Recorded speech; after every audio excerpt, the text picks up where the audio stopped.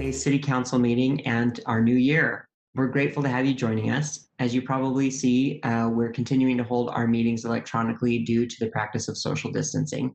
Although conducting our meetings electronically is different from our familiar in-person public process, this is still considered an open and public meeting. For the work session, we welcome members of the public who may be watching our usual video feeds on the Council's agenda page, YouTube, SLC TV, or Facebook Live. As many of you know, there is no public comment during the work session. However, please join us for the 7 p.m. formal meeting tonight to share any comments you have about either a public hearing agenda item or a general comment that you wish to express that isn't listed as being specific to a public hearing. Your feedback is always welcome, and you can reach the City Council anytime by mailing us at P.O. Box 145 476, Salt Lake City, Utah 84114-5476, or emailing us at council.comments@slcgov.com, or by calling our 24-hour phone comment line at 801-535-7654. We'll now move on to our work session items. The first is nomination of council chair and vice chair for the calendar year 2021. I will turn the time over to Bobby from the council office, who will explain the voting process. Bobby? Hey, good afternoon, council members. As you're aware, today you'll be voting on the 2021 Salt Lake City Council Chair and Vice Chair. In just a moment, on the right side of your screen, the WebEx window, there will be a poll question asking you to select one individual to represent the Salt Lake City Council as its chair for 2021. The process for selecting a vice chair will be the same as selecting a chair. While you are voting, no one will be able to see who you are voting for. After the vote is complete, I will pull the vote up on the screen and review it and read out loud each council member's vote. Please let me know when you're done voting, and I will close the poll and reveal the results. Please note, all panelists and attendees who are not Salt Lake City Council members, please refrain from voting during this process so we can ensure an accurate count. So with that being said, give me one moment while I load up this poll. And Mr. Chair, sorry to interrupt, Bobby. I think that there's the process that we usually do of people who are interested in running for the positions kind of introducing themselves. So I don't know if, Mr. Chair, you want to introduce that part? Yes. So yes, starting with the chair, I'll either open it up for nominations or anybody that's interested to come forward.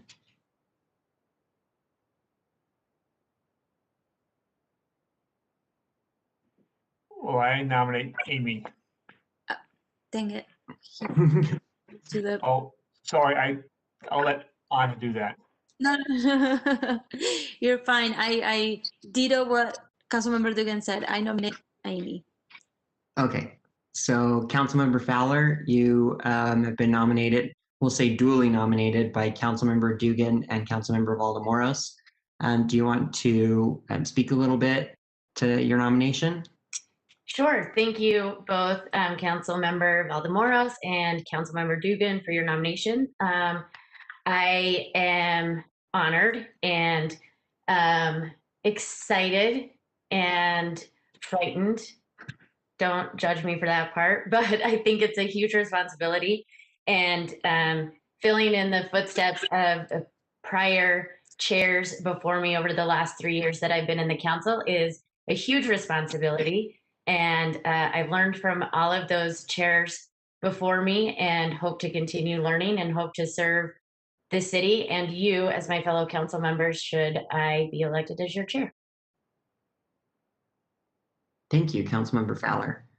Are there any other nominations for chair? Okay, seeing none, I'll go ahead and close the nomination period for the chair position. And Bobby, you can go ahead and pull up the poll.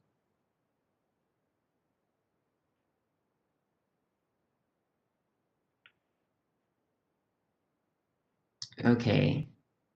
Everybody go ahead and cast your votes. Oh, wait. Maybe not yet. One moment, Council Okay. Chair.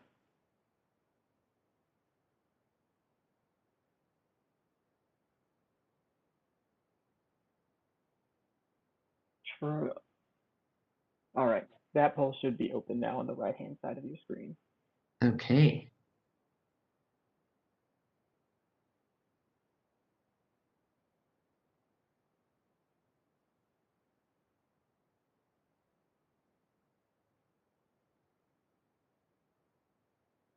That's pretty And have- impressive, I have to say. and- That's really impressive.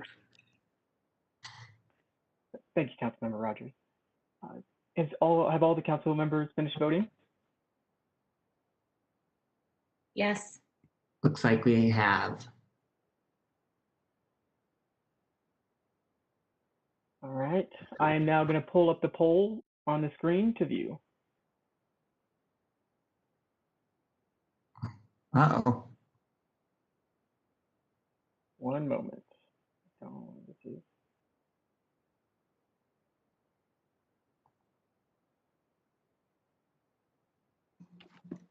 Oh, I see. I was like, wow, a lot of people haven't voted, but it's because I got it. so are you all able to see this? Yes, it's showing as 7 votes for Amy Fowler for chair. Yes. Okay. So do we, I know normally when the chair counts the ballots, we say like who each person voted for, but since we're using this new function, is it clear enough for the record just to say that all 7 council members voted for Councilmember Fowler? I think you can do that because it's all 7. If it were split, like if it's split on vice chair, you probably want to say the names so that it's read into the record as well as the written, having the written. Okay. So for now you're set with council member Fowler being council chair elect Fowler. Yes. Okay, great. Congratulations, Councilmember Fowler, Council Chair-elect Fowler. Pending our final vote at the formal meeting, I shall be bringing you the coveted council gavel. So look forward to that. All right, we'll go ahead and open the nominations for Council Vice Chair. Mr. Chair, Yes. I would like to nominate Mr. Councilmember James Rogers for next year's vice chair, this year's vice chair, 2021. All right. Councilmember Rogers, would you like to speak to that nomination?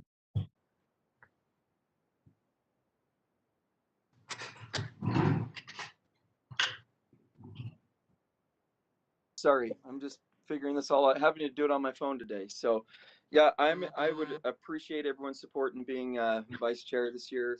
I'd love to support Amy in what she's trying to accomplish this year, but also at the same time be able to streamline some processes on the west side and getting funding sources to it and looking for opportunities for, through the public market, through RDA, through opportunities that we can work together, especially when we look at the Northwest Quadrant housing money. So a lot of opportunities that in my last year I want to be able to help and push through and support Amy, council member elect Chair Fowler. So I'm there for you. So if I get the vote, so I'd love your support, council members. All right, thank you, Councilmember Rogers. Any other nominations for Council Vice Chair?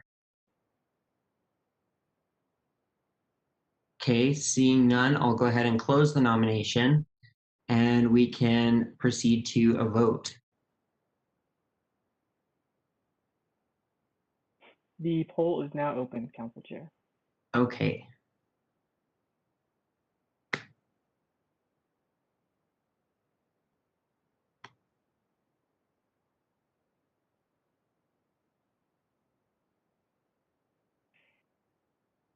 Have all council members voted? I have, yes. It looks like we have 7 total votes for Councilmember Rogers. Okay. So yeah, again, just for the record, can you put that, oh, there it is, okay. We have all 7 council members voting for Councilmember Rogers for Vice Chair. Congratulations, Councilmember Rogers. Let's go ahead. Oh, yeah, and that's it.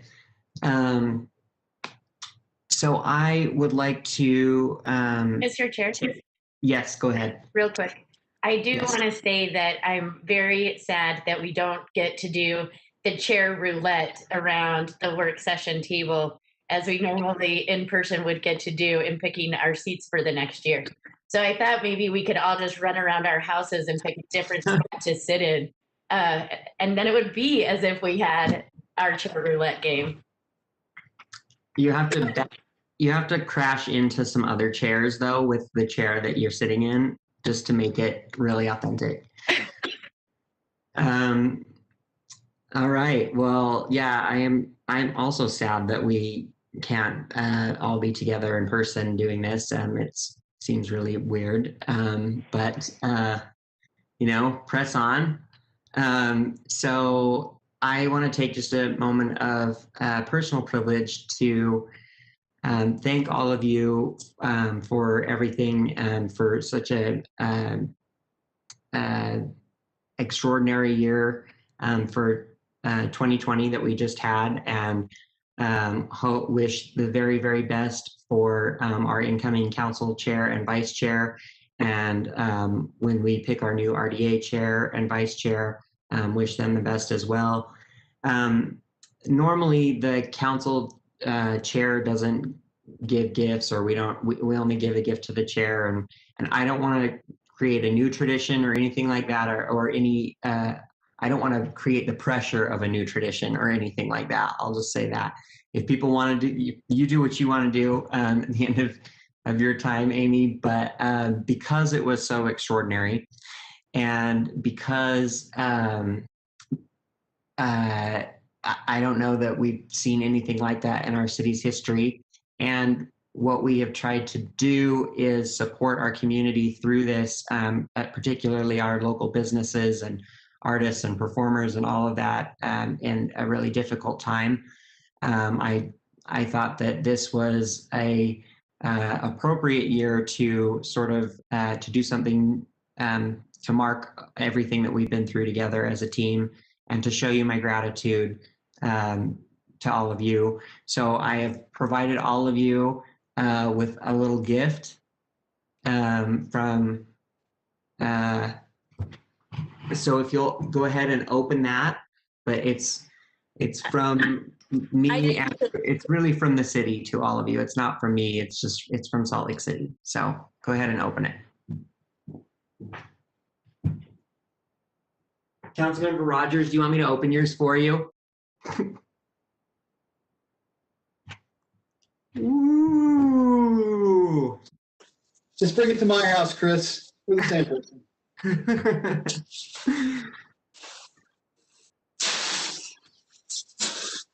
So these are all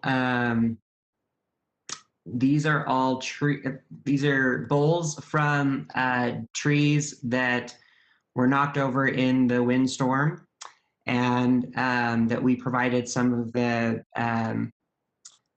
felled trees to a local artist, and they were able to craft these beautiful bowls. Each one is unique, and so I hope you'll like all of them. I decided just to pretty much give them out in the order that they came. So with your council districts on there. But these are, yeah, all from Salt Lake City trees that were felled during the windstorm, and there's a little message on the back for you. And then I'm trying to find, just one second. Very nice. Thank you. This is awesome. Yeah, you're very welcome. Thank you, Chris. So the artist's name is Paul Russell, and he's the owner of Paul Russell Designs. We have him present with us, I think, on this call to thank him for the beautiful designs. And then I also want to take a minute to thank some of the people who made it possible for us to do this gift. Felicia Baca, the Arts Division Director, Tony Leah, the Urban Forestry Division Director, and Abby Draper, the Arts Department Special Projects Manager. I want to thank all of you for helping facilitate this and for keeping it a special secret for everybody. And want to give the artist a few minutes to tell us a little bit about this project and how it came to, how you did it, and to thank you personally for the great work and for the really beautiful work that you did. These are so unique and so special and so meaningful for such a tumultuous year. It means a lot. So please tell us a little bit about your process. Thank you. Can you hear me? Yes. I'm trying to see if I can get my camera to come on here. Sorry. Looks like I may not get camera, but happy to be with you. It was kind of an exciting thing. I've heard about these projects in the past. There's been other cities that have had, some prized tree that's come down and they've, turned it into a project where, people from the community have been able to contribute and create pieces out of a tree that everybody knew about. In this case, as you already know, a lot of these trees came down in the windstorm that happened in Salt Lake this summer. And I was fortunate enough to be contacted to participate in this. What you're seeing here is a trailer load of wood that I was able to pick up for this project. Tony and Abby were the couple people that I worked with. We went, and there's a lot outside Salt Lake City where all these trees that were down got transported to.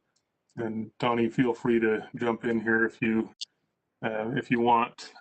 Anyway, Tony and I walked around the lot with Abby, and we looked at all the different species of wood, and we picked some that we thought that would be good. And again, this is a trailer load. You see the list there: sequoia, Siberian elm, Norway maple, Osage orange, box elder, and yellowwood. In the end, those latter two didn't end up on anybody's desks there, but they've all, I think, turned out to be some really nice pieces. Next slide. So part of the process here is taking a log section, and because of the timeline, we only had about, it was under 45 days to get these pieces of wood, process them, turn a bowl, and dry it, which is a pretty accelerated process. And so it kind of limited the type of pieces that I could make. But you take a log section. We had to cut the two sides off, as you see there, and the one on the left. Those two sides become a bowl. The natural edge of the bark becomes the rim as you follow it kind of around in a circular shape with the bark facing up. So each piece of log would yield a couple potential bowls. Next slide. Once those pieces are cut, they get mounted on a lathe. The lathe is the machine there that you see in green in the background. You cut the backside, form a tenon, you turn it on the lathe and remount it and turn the inside. And at this point, you're cutting the piece to final thickness so it can dry.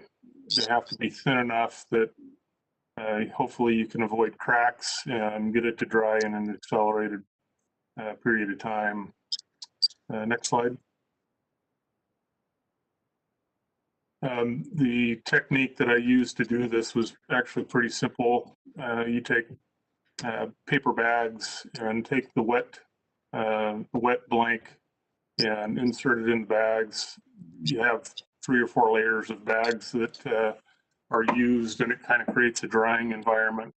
The bag helps kind of regulate the moisture as well as evaporate the moisture.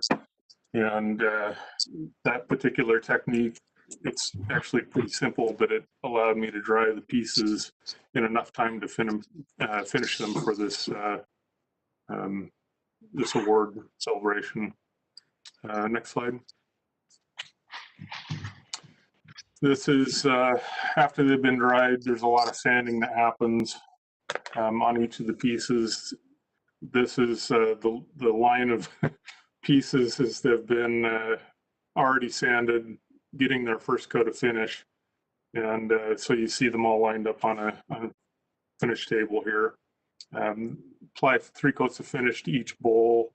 This is a wipe on, wipe off, and it's pretty labor intensive. Takes about, well, each bowl in process probably takes about 3 hours from turning to finish. So it's quite involved, but 3 coats of finish, and that builds enough of a finish on them that they're ready to go out. One more slide, I think. Yeah, and this just shows on the left there's kind of the stack before they got finished, and then each of these pictures of the pieces that each of the council members received. Interested to know who got the one on the bottom left.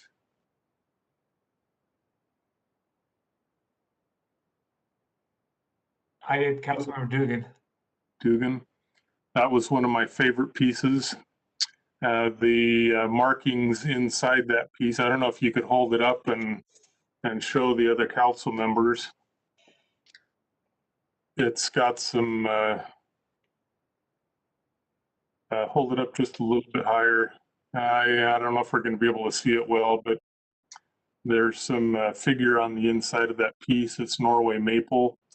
We call it, well, the term that people use for it is angel steps. It's like you have somebody walking across the inside of the log that leaves some footprints behind. They're kind of in bands, so it's kind of a unique marking on the piece. Norway maple has that sometimes, but each of the pieces is, you know, each has its own unique feature to it. Some have bark, some don't.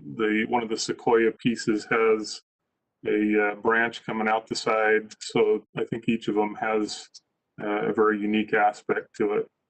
Really shows off the characteristics that some of that local wood, you know, each of the different trees has a different character to it that is unique. Anyway, I think that was the end of my little presentation there. Happy to participate and glad to be part of it. Thank you very much. That was awesome. These are beautiful. Love it. You're very welcome.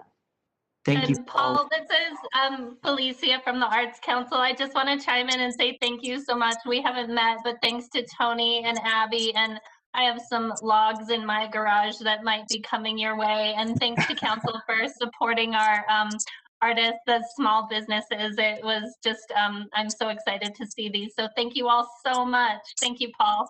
Thank you. Very welcome. Sorry I couldn't get my camera going here.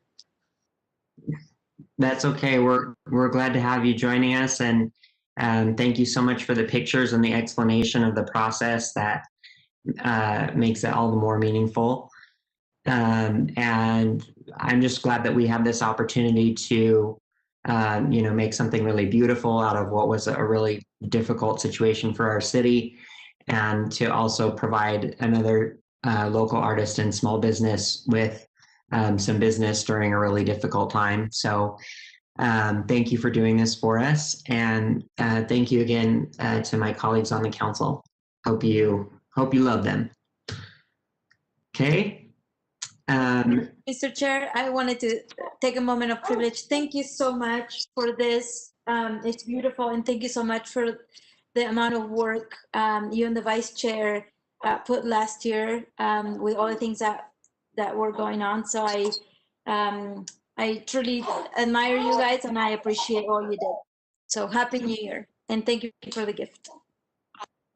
Thank you.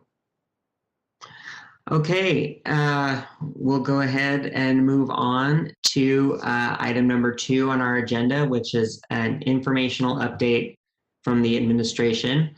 Some of the points we had for today are just information on the local emergencies for COVID-19, earthquake, and the September windstorm.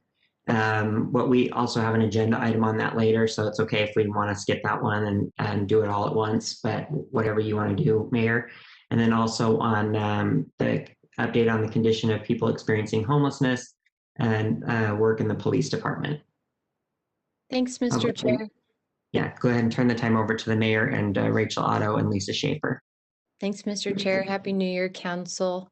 And I just have to say how great it is to hear a baby's little chortles in a council meeting again. It's been a long time.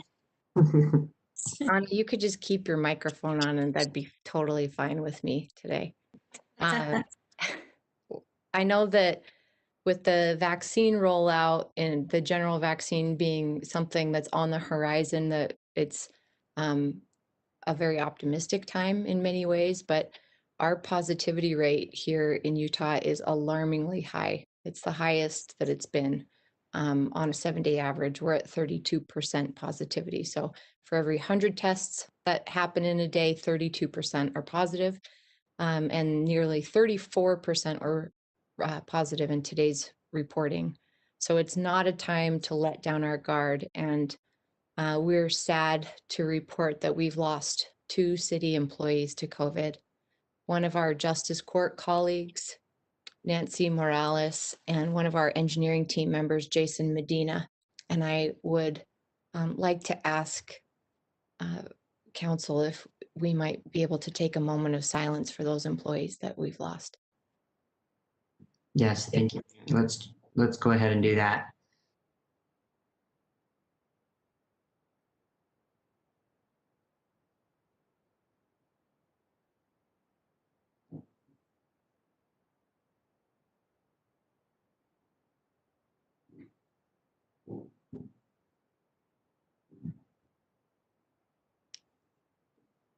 Thanks, Mr. Chair. Thank you, Council. Our hearts go out to their families. There is good information, good news for some of our first responders. Right before Christmas, the Utah Department of Health determined that all emergency medical service personnel, which includes all of our fire department personnel, are being vaccinated first.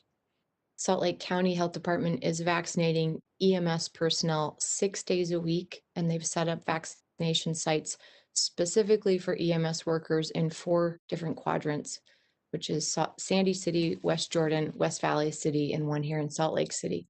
Vaccinations will be given on a rotating basis in one of these 4 locations in Salt Lake County, depending on the day of the week. And that rotation schedule will include designated time slots for each fire department each day. And our agency determines which employees go when. So far sorry, I have a cat and dog fight that's at my feet right now. If it gets crazy, that's what you're going to hear. Not babies, animals. About 40% of our fire department so far has been vaccinated, with about 80% of those fire department employees opting in. 80% are opting in, saying yes. So far, 40% of the total have been vaccinated. The remainder of our department should be done by the end of next week. Law enforcement and 911 operators will likely begin vaccinations in mid-January, of course, dependent upon vaccine availability. And we're advocating for our youth and family services workers to be vaccinated in that same wave as teachers. And we hope that our other frontline workers can get priority vaccinations. But because the supply is so uncertain, we don't have good information on that yet. Salt Lake County Health Department could give the council an update next week if you are interested in having them come and give you those new developments. It really is day to day at this point. If there's no questions on that, I'll go on to the Raise Up and the Salt Laker card update. So far, we've distributed, or our partners have distributed 92 cards, which equate to $46,000. And these community-based organizations have received a second order now of 1,500 collective cards, which is 500 for each community-based organization. So about $750,000 together. That's $849,000, and we're working on distributing that right now, and it will assist 1,698 Salt Lake City residents. They're ramping up efforts after the holidays, the CBOs, and they've ironed out some bugs in the distribution and the connection process. We've also received over $10,000 in community donations aside from the organizational donations to the program. So it's wonderful, and we appreciate the media coverage that I think helped to leverage that. We have gotten a lot of inquiries from across the state. And of course, this is just for Salt Lake City residents, but it's made sifting through all of those inquiries very time consuming and a bit more difficult to get down to who qualifies for this program. If there's no questions on that, Council, I'll move on to homelessness. Is that good, Mr. Chair? Yeah, council members, any questions? I don't see anybody's hand up. Okay, yes, go ahead, Mayor. Thanks. I'll start with the community commitment program. Our team with the city continues to work with the county and the service providers. Remember, there's about 16 different organizations part of the CCP, and we're really working hard. And Salt Lake City's putting a lot into growing the transparency in a public way about shelter availability. We are aiming to launch a public-facing dashboard that would be updated daily to show the percentage of beds available and other important information like transportation, connection, availability, how people can store things, and contact information for people who are seeking shelter. But because the city doesn't run the shelters or own that data, it's been a little complicated to gather it in a daily basis and in a consistent way that will accurately reflect the resources that are available. But we are totally committed to making it happen. So know that that's in process, and I hope we'll be able to give you a link to that in the coming week. We're also constantly working to provide increasing transparency in how each camping situation is handled and potentially closed down.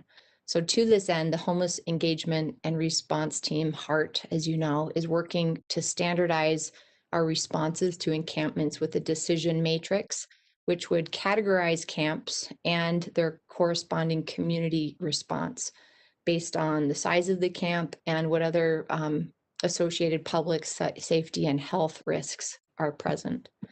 So to date, the 700 South area, 500 West area, 900 South areas have all been cleaned and closed to camping, but maintaining those closures is an ongoing and growing need for police resources. And as the council knows, our police department really needs the resources and the support to hire enough officers, not only to meet what are truly tremendous day-to-day call demands for all of the city, but to maintain the safety and the accessibility of these public spaces that our 15 community partners in the CCP have invested so much in creating.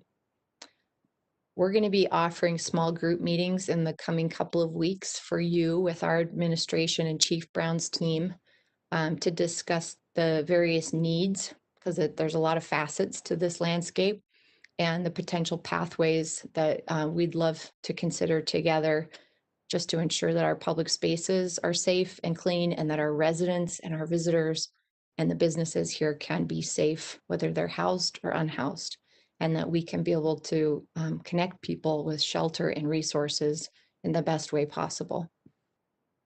I have an update on the overflow. That final piece of the temporary winter housing program is located, as you know, at the Airport Inn, and the shelter it's 3 floors rather, and each floor is for a different population. One is for single men, another's for single women, and the third floor is for couples.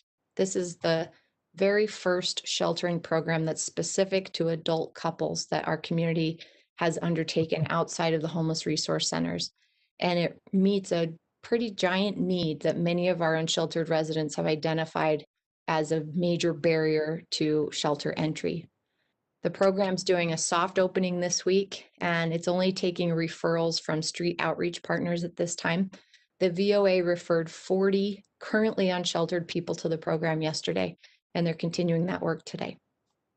And of course, we'll give you updates as they come through. The last thing I'd like to offer to you, and then I think Chief Brown has an update on Culture City, is the 2021 Public Safety Plan that we announced this morning at a press conference at 10 a.m. with Chief Brown, of course, U.S. Attorney John Huber, United States Marshal Matthew Harris, and the Commissioner of Public Safety for the state of Utah, Jess Anderson. You know, as well as I do, that every city's fundamental job is to keep our people safe. And with the increases in violent crimes and property crimes that our cities experienced over 2020, combined with a growing number of people being concentrated, a growing number of people experiencing homelessness being concentrated in Salt Lake City and preyed upon by criminal elements. And you couple that with 16,000 more calls for service to Salt Lake City Police Department than we had in the previous year, and the county jail restrictions that have dramatically limited our public safety officers' ability to bring people to justice. That brought all of these things and other things came together to bring this need for this collaborative approach with our multi-jurisdictional partners in public safety from the federal level, state, and local. So we're always willing to explore new pathways and expanding our partnerships. And that's all in an effort to make our city more safe and to have our police be able to do the jobs that they need to do. This program, the 2021 plan, has there's a facet that is looking at the street racing that's been happening through 2020, especially and growing in the industrial area of Salt Lake City's west side. And there's some specific, there's a task force that Jess Anderson and Chief Brown will be working to put together to take a collective approach on addressing the street racing there. But really what we came together to talk about in particular was around these violent crimes and these apex criminals. So we're talking about criminals who commit felony after felony after felony. And Chief Brown put up in the press conference a visual of the arrest circumstances of one person over 8 months' time last year in Salt Lake City, who was arrested 9 times. One time was held in the jail for 5 days, but most times was released within hours. And these are for multiple felony offenses. So it's this specific type of criminal who tend to be responsible actually for more of the crime. They have a disproportionate impact basically on the criminal environment in any given city. And so we're going to be surgical in our approach of identifying the perpetrators who are having an adverse community impact. Specifically around drug distribution and the carrying of weapons. So our police department and our detectives will work hand in hand with the U.S. Attorney's Office and their prosecutors, and Salt Lake City Police Department will identify individuals who we believe are creating that negative community impact and whose crimes are elevated to the federal level. And as you know, we've had a difficult time being able to access jail space, even with felony crimes. And so part of the beauty of this partnership in the U.S. Marshal's Office as well is their access and their resources to be able to hold people who have been identified as these apex criminals until trial, instead of taking them to the jail and they get a pretrial release and they're back on the streets within a couple of hours. So that's, it's basically drug distribution and weapons charges. And we want to ensure that these individuals face appropriate consequences. So we've committed to a quarterly public a press conference essentially to share that. We would like to, we're looking at a way to perhaps update CompStat or make a new element within CompStat that can show more regular updates of what the program is netting, what the impacts are. And we hope to have even more partners come to the table in the coming weeks and months. And I'm happy to answer any questions on that. But that's the end of my report, Mr. Chair. Thank you, Councilmember Romano. Thank you, Mayor Mendenhall, for that update. I've been wanting to watch the press conference and read through it, but it happened while I was in another meeting and back to back before this one. So one question that I've had from a lot of my constituents, and I was wondering if it was involved in this new plan, is looking at targeting any of the businesses that we know like draw in criminal activity. Is that at all part of the plan, or is that something that we're I guess is any update I can give on that front to people that have been asking? This partnership is because we're working with federal partners. They have no jurisdiction over misdemeanors and lower level crimes. Their authority is only connected to felonies. And because we're not casting a wide net of all and any felonies, it's really about community impact crimes around drug distribution, as I said, and weapons. If there's a business owner who is participating in that and is arrested with those either with outstanding warrants along those lines and arrested for another reason, or they in that immediate arrest are committing those types of crimes, then that could be considered for this. But we could talk more about maybe what your thoughts were. But in terms of misdemeanors, this and these partners they can't touch any of that. Mr. Chair? Yeah. Darren, are you talking about nuisance ordinance businesses kind of thing? Yes. Tying nuisance ordinance into this in any way? Is that what you're thinking? Yeah, that's the base of my question. Oh, I'm sorry, Darren. We are reconvening a group from the administration, from business licensing and the police department and the attorney's office, perhaps a couple of others, to look at the nuisance ordinance that we did as a council years ago. And it's been really effective in some ways and not really effective in the way that I intended when we started that around hotels and motels in particular, from a legal aspect. So we're bringing basically an internal task force together to reopen the nuisance ordinance, and I would welcome your participation in those conversations. We need a more successful and effective tool to get at those businesses.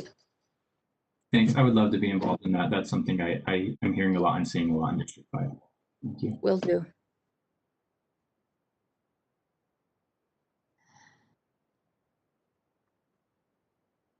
Any other questions?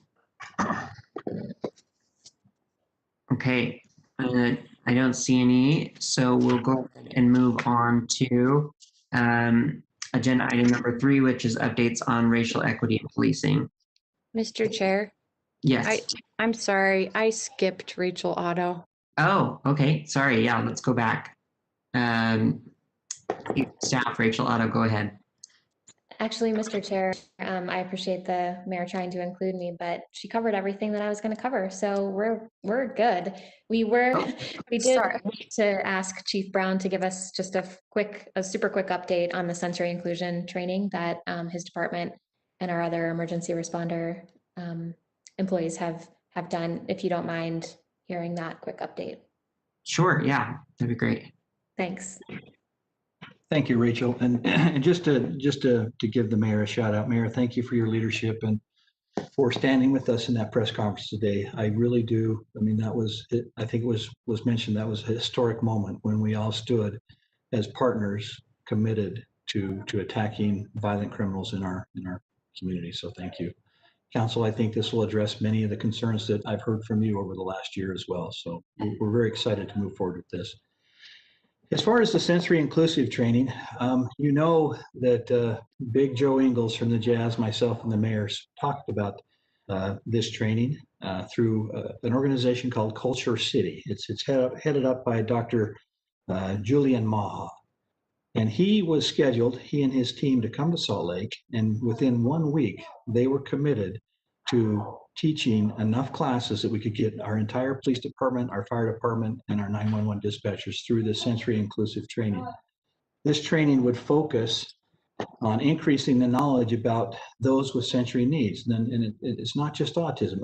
It was to deal with PTSD, of course, autism, dementia, strokes, and other sensory related conditions. But because of COVID and the high infection rates, we had to move to a virtual type of training. And so they put together a very well done and professional video that we asked our public safety employees to watch. And it wasn't just a watch and you were done. It was a watch and you had to you had to take a quiz and pass. But it really was very good training, and it did raise some awareness and bring some things to mind that you may not think of, or we may not think of, in responding to some of these individuals that have these special needs. As Culture City kind of owns the data and who has completed this training, I know that as of December 2nd, 250 police officers had completed it. The deadline to have this completed was December 31st. I've been reaching out, but have been unable to contact Culture City to get you those numbers. But I think we're well on our way to having the majority of our public safety employees and responders trained in this training. So I can come back in another time and give you the final numbers. But I'm sorry, I just don't have them today. Are there any questions?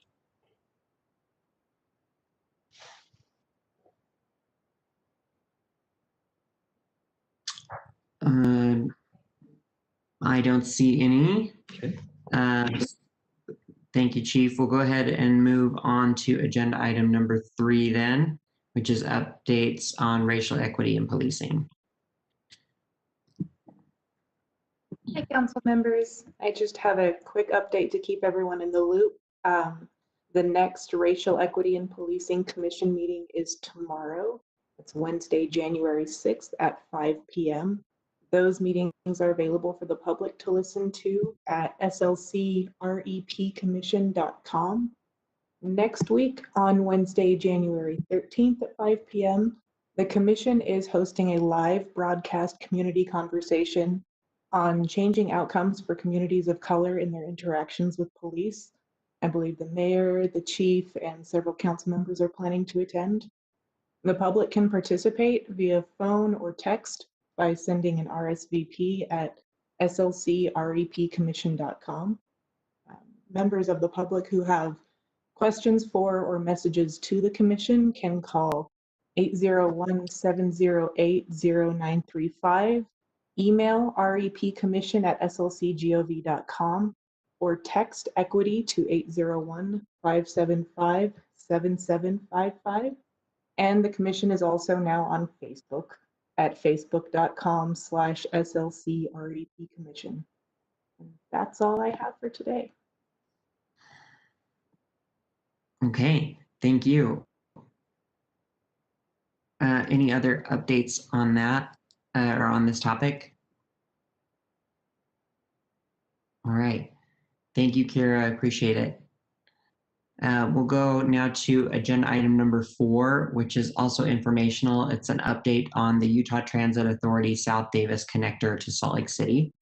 And we've got Russell Weeks from the council office introducing that. And then we also have Carlton Christensen, UTA board chair and former Salt Lake City council member, legendary Salt Lake City council member, to update us on that. So thank you for being here, Carlton. And Russell, if you want to start us off.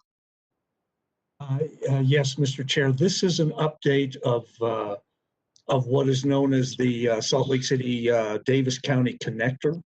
The City Council adopted a locally preferred alternative in the fall of 2015. And I'm sorry to say, I don't know why this sticks in my head, but Councilmember Rogers is the only council member left from that particular council that adopted the preferred alternative. Besides Board Chair Christensen, Hal Johnson is the project manager, and he's also available to help with the presentation. I'll leave it at that. Well, thanks, Russell, and to the members of the council and mayor, it's a privilege to be back before you, and to the chair labeling me as legendary. I'm not sure whether that's a good thing or a bad thing. So some legends are bad. So, but anyway, thank you for the acknowledgement. I'm also in the best way possible. Okay. Well, thank you. I also joined by my one of my colleagues, Hal Johnson, who will have the detail of our presentation. But let me just maybe give a little bit of a preface, in the sense of a number of years ago, the city had asked me to serve on a committee with mostly Davis and Weber County officials on the extension of or the creation of Front Runner. And in those conversations, many of the officials, especially in South Davis County, were remiss because, frankly, it wasn't a great transit solution for communities like Bountiful or North Salt Lake or even Centerville. And by the time they got on Front Runner and came into the city, it just wasn't a connection, and a great connection. And I also know that over the years, even before I got on the council, pass-through traffic, like in Capitol Hill and the avenues, has always been a challenge. And early in my tenure on the city council, when we had the West Capitol Hill RDA area, there was a long discussion about how could we link in, especially that kind of lower north portion of Capitol Hill in a transit effective way.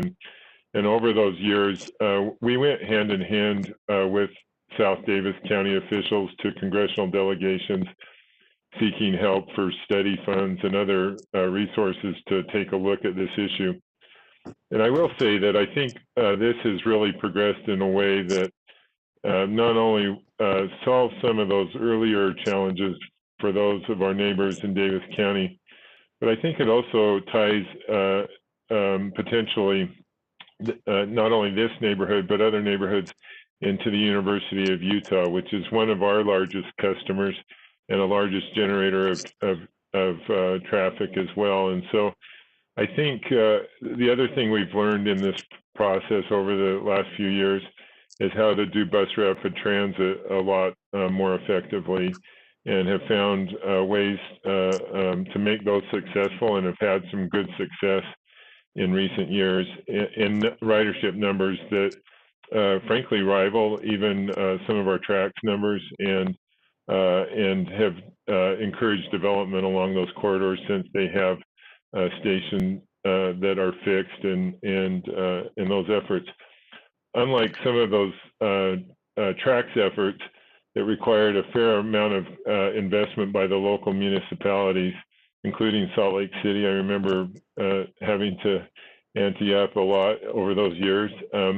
Bus rapid transit is mostly funded from itself, unless the community wants to do development or take the opportunity to do some of the street work at the same time. And so there's some, it's not as high of a burden, I guess I would frame, as it maybe historically was with some TRAX extensions. And so with that, I'll let Hal take the time and give you an overview of that. And then at the end, if you have time in your schedule, we'd love to answer or respond to any questions. So Hal, do you want to make your presentation?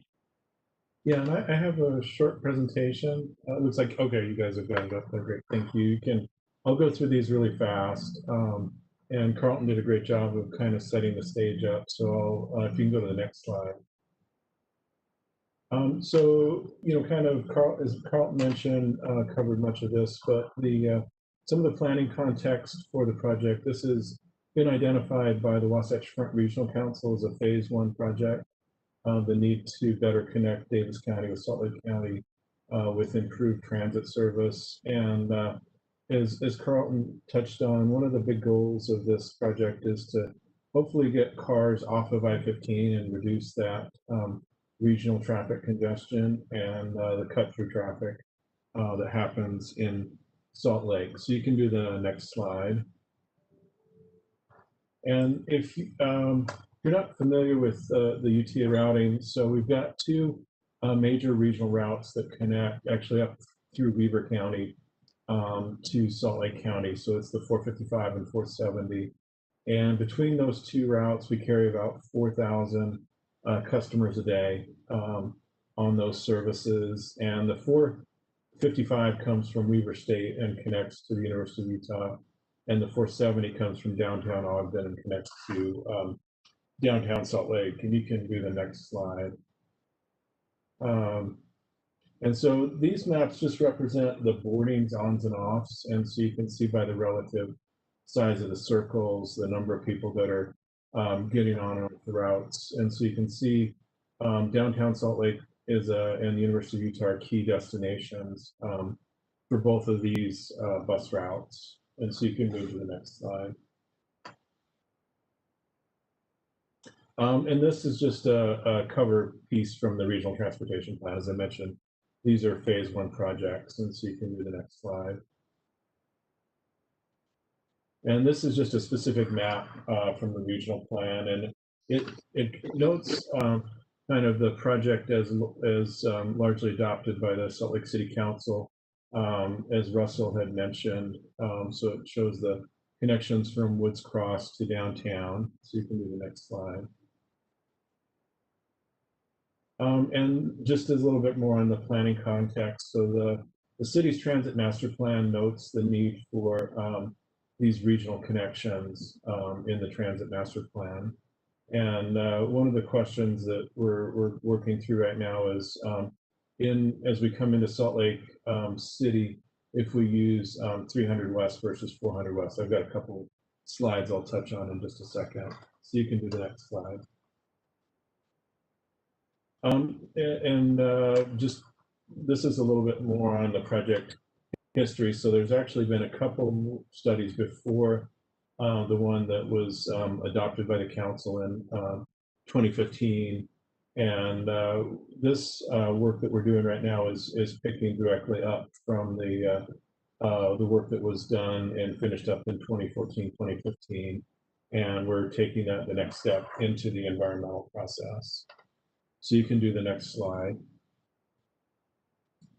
And just to build on what Carlton said, so this is just a quick slide about what bus rapid transit is. So generally, the way I describe it really simply is it's like rail, but not light rail. And so we try to have a lot of the same characteristics as light rail, where we've got branded vehicles, nicer stops and stations, off-board fare collection, running ways, and so exclusive lanes and transit signal priority. But we don't necessarily have exclusive lanes everywhere, so that's where the big difference and the cost savings come in. So you can do the next slide. So this is just a little bit of the purpose and need. So I touched on most of this, so we can skip through this one.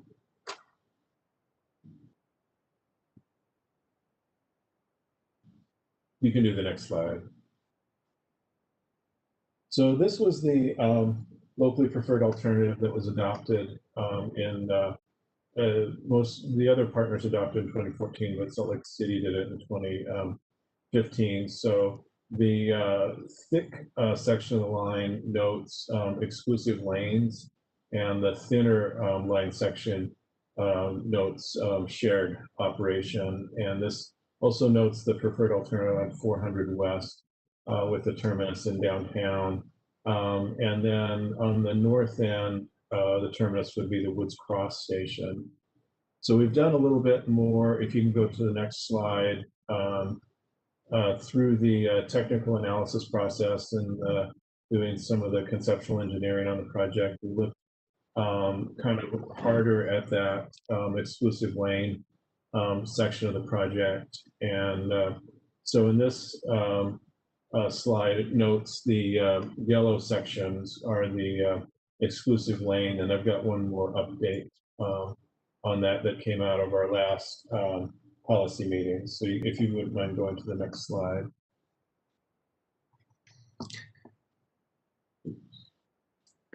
There you go. Thank you.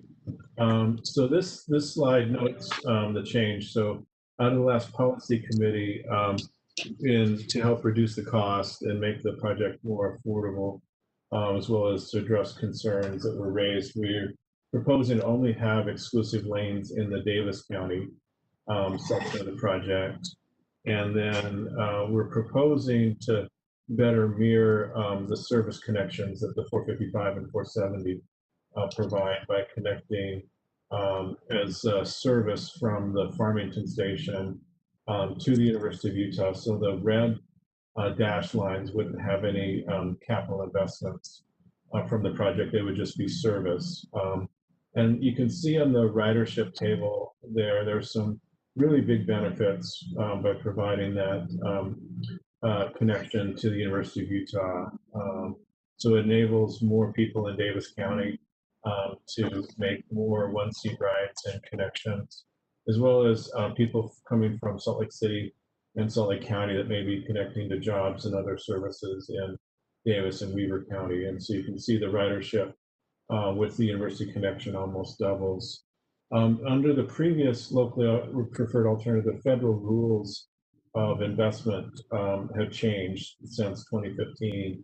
And there was, the previous councils had some concern about the connection to the University of Utah, that it would take away the ability for future projects to be eligible if we solve the ridership problem with this project. And the current rules of the game with federal investment, you actually do better the more riders you have on a project or a service. So they actually look a lot more closely at your existing ridership. So in this case, the more riders, the more likely we are to be able to get future federal investments for other projects.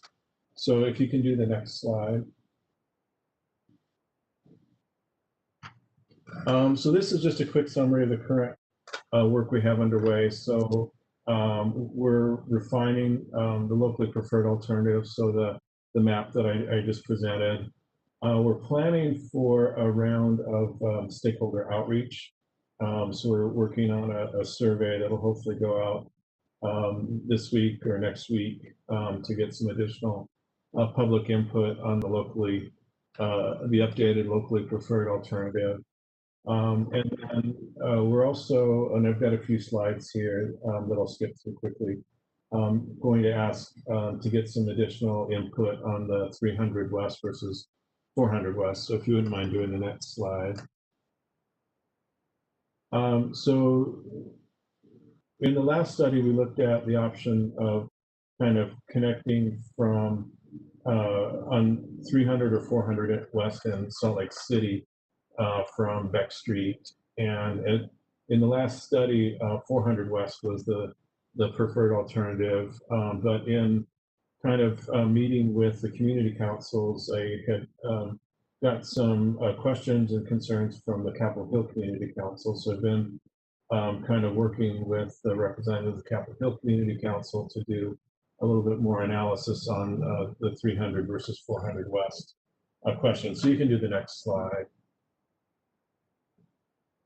And so these were the alternatives that we looked at, and working with the community council, we're going to look at an additional kind of alternative with the potential, with a traffic signal, another traffic signal is added at 500 North, and then 300 North is another potential possibility. So you can do the next slide. So we looked at kind of the traffic percentage and found that there were a little bit more truck traffic on 400 West than 300 West, and 300 West had a little bit higher average daily traffic count, but a little bit higher percentage depending on the piece of truck traffic as well. So you can do the next slide, but they're pretty close with respect to the amount of truck traffic, both having quite a bit. We looked at land use and kind of identified that 400 West had a lot more potential for land use change. And so this map here notes kind of the bigger parcels. And so you have much bigger parcels on 400 West, a lot more potential for development and redevelopment along 400 West rather than 300 West. 300 West is got a lot more, it's pretty finely parcelized, and so we saw more redevelopment potential on 400. So you can do the next slide. And then the zoning, also, 300 has a lot more of the single family residential, and so it wasn't as redevelopable. So you can do the next slide.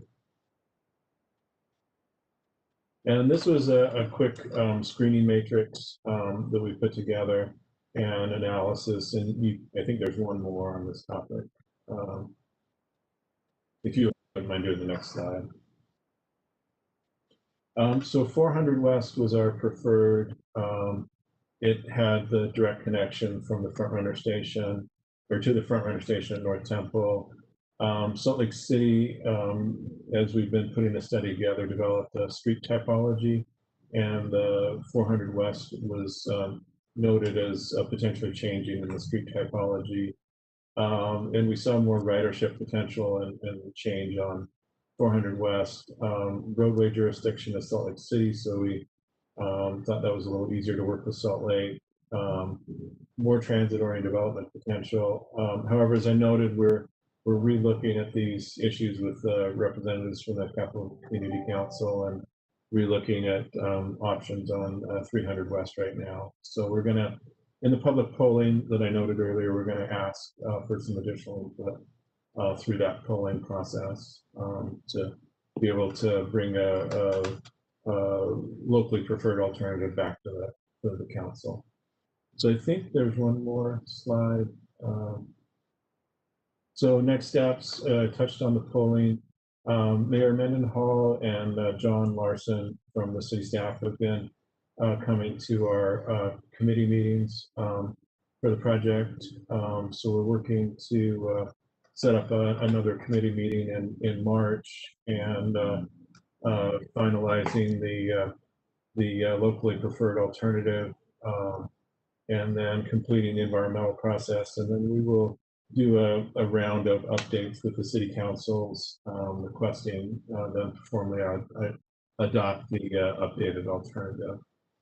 So I think that's the end of the presentation and the update.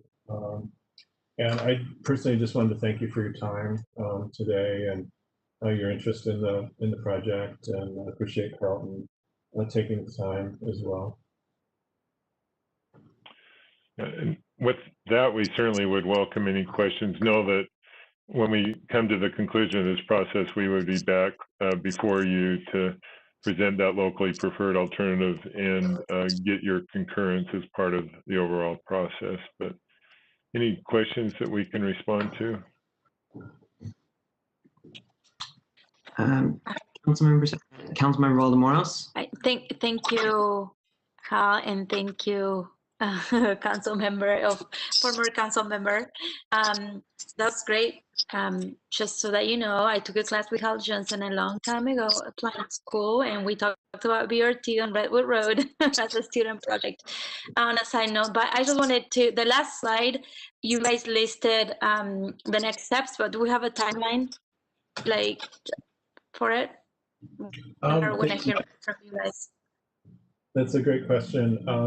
We are planning for to take the updated alternative to our policy meeting in February or March, and then hopefully have the environmental process, the draft document done in the summer. And so would plan to be back to the council in the fall for adoption of the preferred alternative.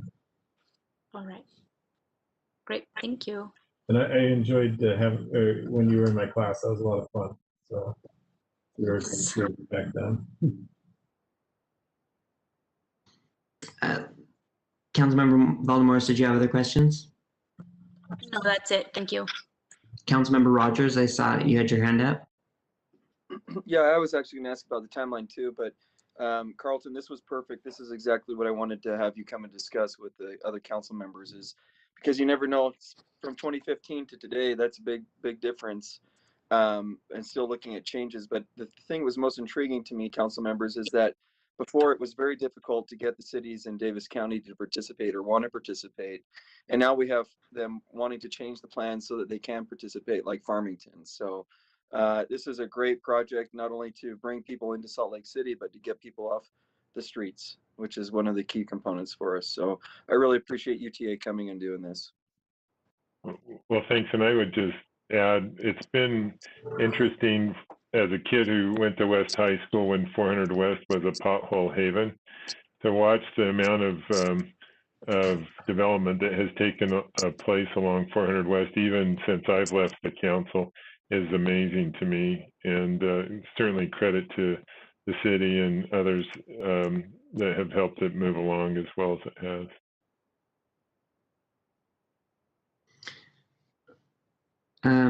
Other questions? Yeah, Councilmember Johnston, go ahead. I got some more detailed questions about when it enters the city. Can you give me a sense on your current BRT proposal is probably fewer stops, more spread out. When it enters the city, say Warm Springs Road, Warm Springs Park, till it gets to that North Temple track station, how many stops were you thinking about? Let's see, did Hal go away? I hope I didn't lose him. Well, let me, I don't know, is he still on? I guess he's not. Looks like he has some technical difficulties, perhaps. Okay, well, let me just suggest, you don't have the frequency of stops that you would in a typical bus line. And they're spaced out a lot more. They tend to be similar to a light rail, like an intercity light rail line. You would have a stop every maybe 2 or 3 blocks, so that there's a more substantial presence at those locations. Mostly to keep the speed of which the buses, those buses are moving through, to keep that speed of transportation at a high level. Downtown Provo is a good example of what that urban ribbon would look like. And that route similarly has actually, just before COVID, we were carrying about 14,000 passengers on that, but it went through 2 major universities. I love the idea of the BRT, Carlton. I think it's the right idea, especially going north. Fully supportive of it. My question is, coming into the city, when I look at our city map of the transit network right now, and I think about what the goal of the transit network is in my head, which is we have a grid city, and every 4 blocks there should be an east-west bus and a north-south bus, so to speak, right? We don't have that yet. I know that. We're getting there, but right now in the proposal I saw here, you come into the city, you come down, say, 3rd or 4th to the North Temple stop, and we're thinking about, say, 4th being redevelopable. You need enough stops in there to make it worthwhile. Otherwise, there's no point in having a bus there because nobody can use it, right? When you get in the city, why would we sort of bypass a lot of things and go through one of the most kind of congested corridors on North Temple and State Street, especially in the morning and the evening? And then up 2nd, which already has 2 major buses, and there's a huge transit line from the central station. Instead of saying come in, and then people, I know you have to disembark and take a 2nd bus, but why not harness and accentuate the grid in the city rather than bypass it through another bus? Is that, help me understand sort of how this would play into the existing grid or future plans for that. Yeah, I'll let Hal speak to it, but I do know that one of the factors in that North Temple alignment is that a large percentage of the transit users, in addition to the university, is also those working for the Church of Jesus Christ of Latter-day Saints. And so they already are on that North Temple corridor. Hal, do you want to speak to the North Temple versus 2nd or 4th South? Yeah, that's a great question. I appreciate that. In the technical analysis, we looked at options of kind of 2nd South, 4th South, and South Temple. All are identified in the city's transit master plan as major east-west corridors. And working with the city staff, we kind of screened it down to South Temple and 200 South, and then and kind of looking at it in a little bit more detail. 200 South, one of the advantages of connecting there is we're able to cross the tracks line, better connect with tracks in that location.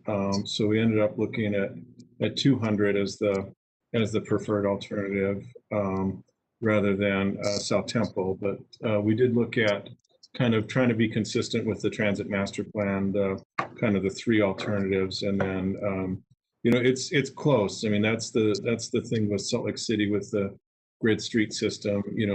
There's a lot of great choices with respect to kind of providing those connections, and so we thought that 200 with the redevelopment and the update on the street, that was a good street to serve to kind of help double down on the efforts Salt Lake City's making to improve 200 South.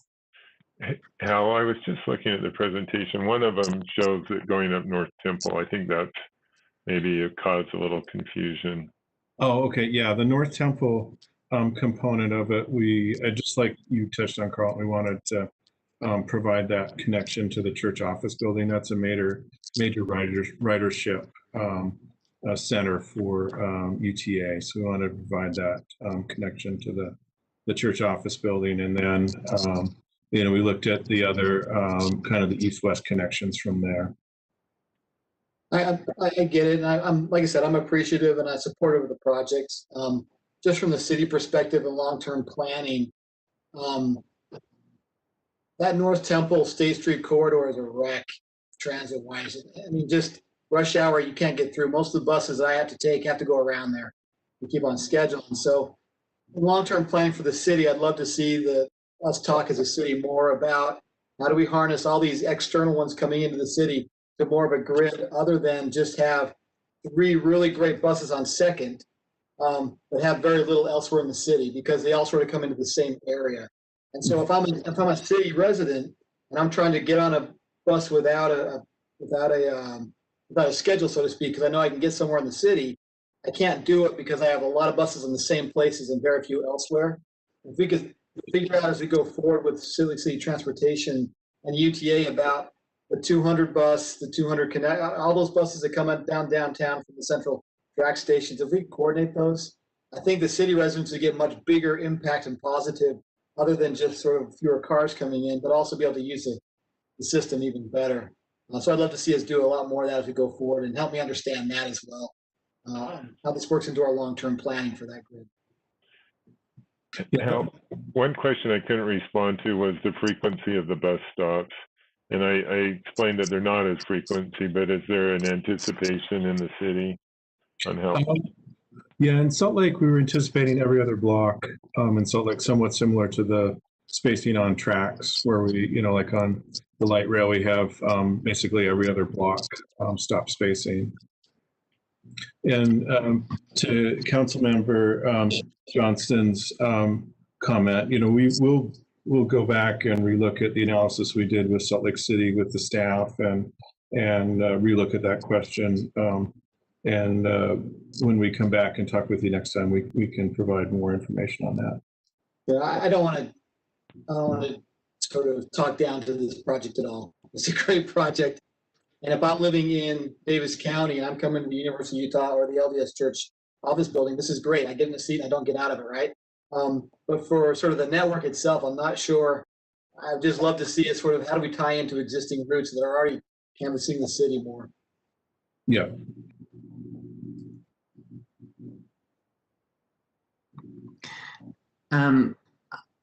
I have some questions too.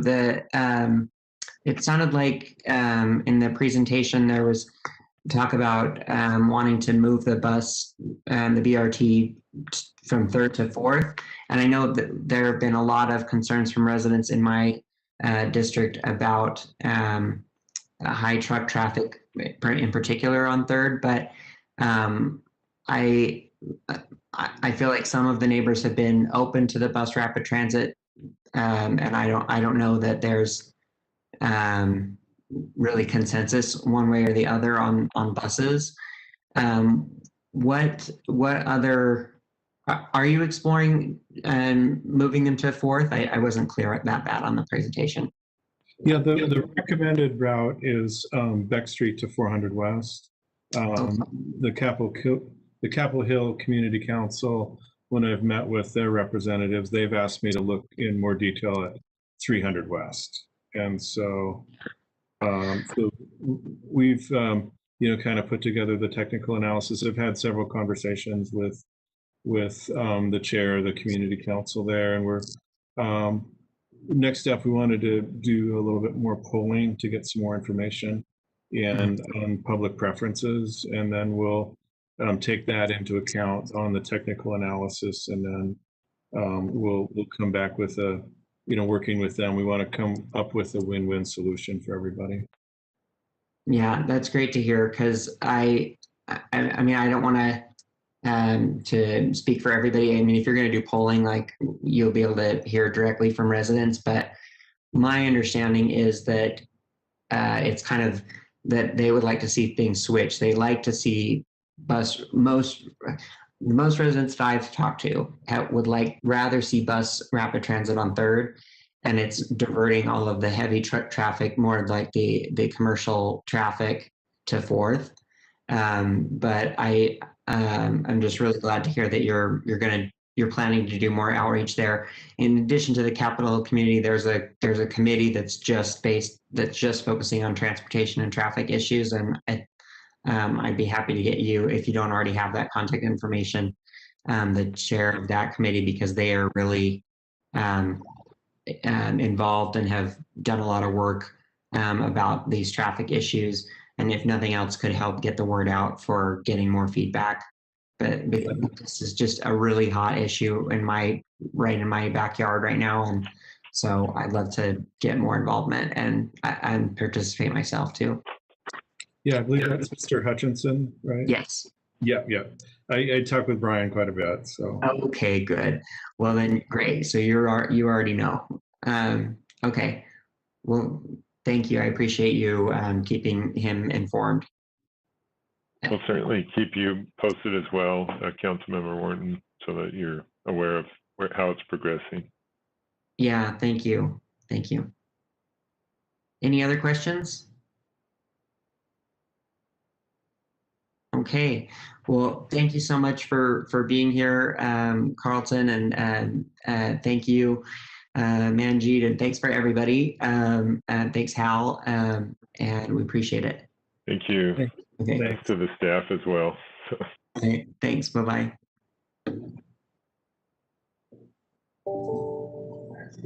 Thank you.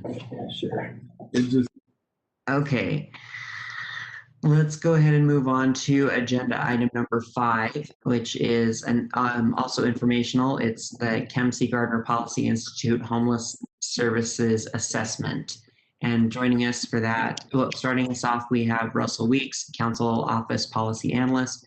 And then we also have Natalie Gochner, the Director of the Kempsey Gardner Policy Institute, with us. I think, right? Is Natalie here? Oh, there you go. Yeah. Okay, great, thanks. Sorry, I missed you on my little grid here. Okay, so Russell, if you want to start us off, and then we can hand it over to Natalie. Thank you, Mr. Chair. Before I start, Bobby, can you make Natalie the presenter when the presentation starts? Yes, certainly. Okay, well, thank you. So, Mr. Chair, this is a presentation on the proposed Utah Homeless Services governance structure and funding model. It largely addresses the state's response to homelessness statewide. The structure will help determine funding to address homelessness throughout the state, largely through helping determine how public funds and private donations will be focused statewide. And I'll leave it at that. Thank you. Thanks, Russell, and thanks, council members. Great to join you today. Russell, you're on my screen, so just as I share this, I'm going to have you give me a thumbs up if you're seeing the slide deck. Look good? Perfect. So I have kind of a difficult task here. In 15 minutes, I'm going to walk you through a summertime of work that involved a lot of important contributions from a broad cross-section of Utahns.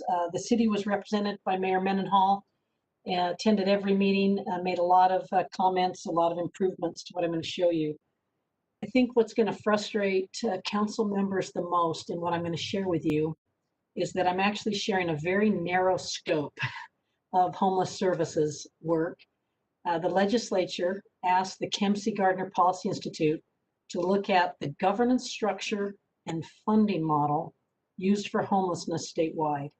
So we did not go into a lot of various programs, policy options. This was not a comprehensive look at homelessness in our state. It was really a look at two things, governance and funding. And what we did is deploy something called our informed decisions model. This is a practice that we use where we bring together people. I'll put on the screen the group of people that advised us during this process and let you look over that group. But you'll see providers represented. You'll see people that are on the boards of a lot of the homeless services providers. You'll see the philanthropic community. You'll see state and local government, executive branch agencies. So hopefully it feels like a nice mix of people to give us good feedback on governance and funding model. I also want to mention, and she's on the line, but Shailene Gee was brought on as a subject matter expert, as a senior advisor to the Gardner Institute to help us through this. As you know, at Gardner, we do a lot of economic and demographic work. We don't specialize in homelessness per se, so it was helpful to have Shailene's experience here. We went through a process that looked a little bit like this.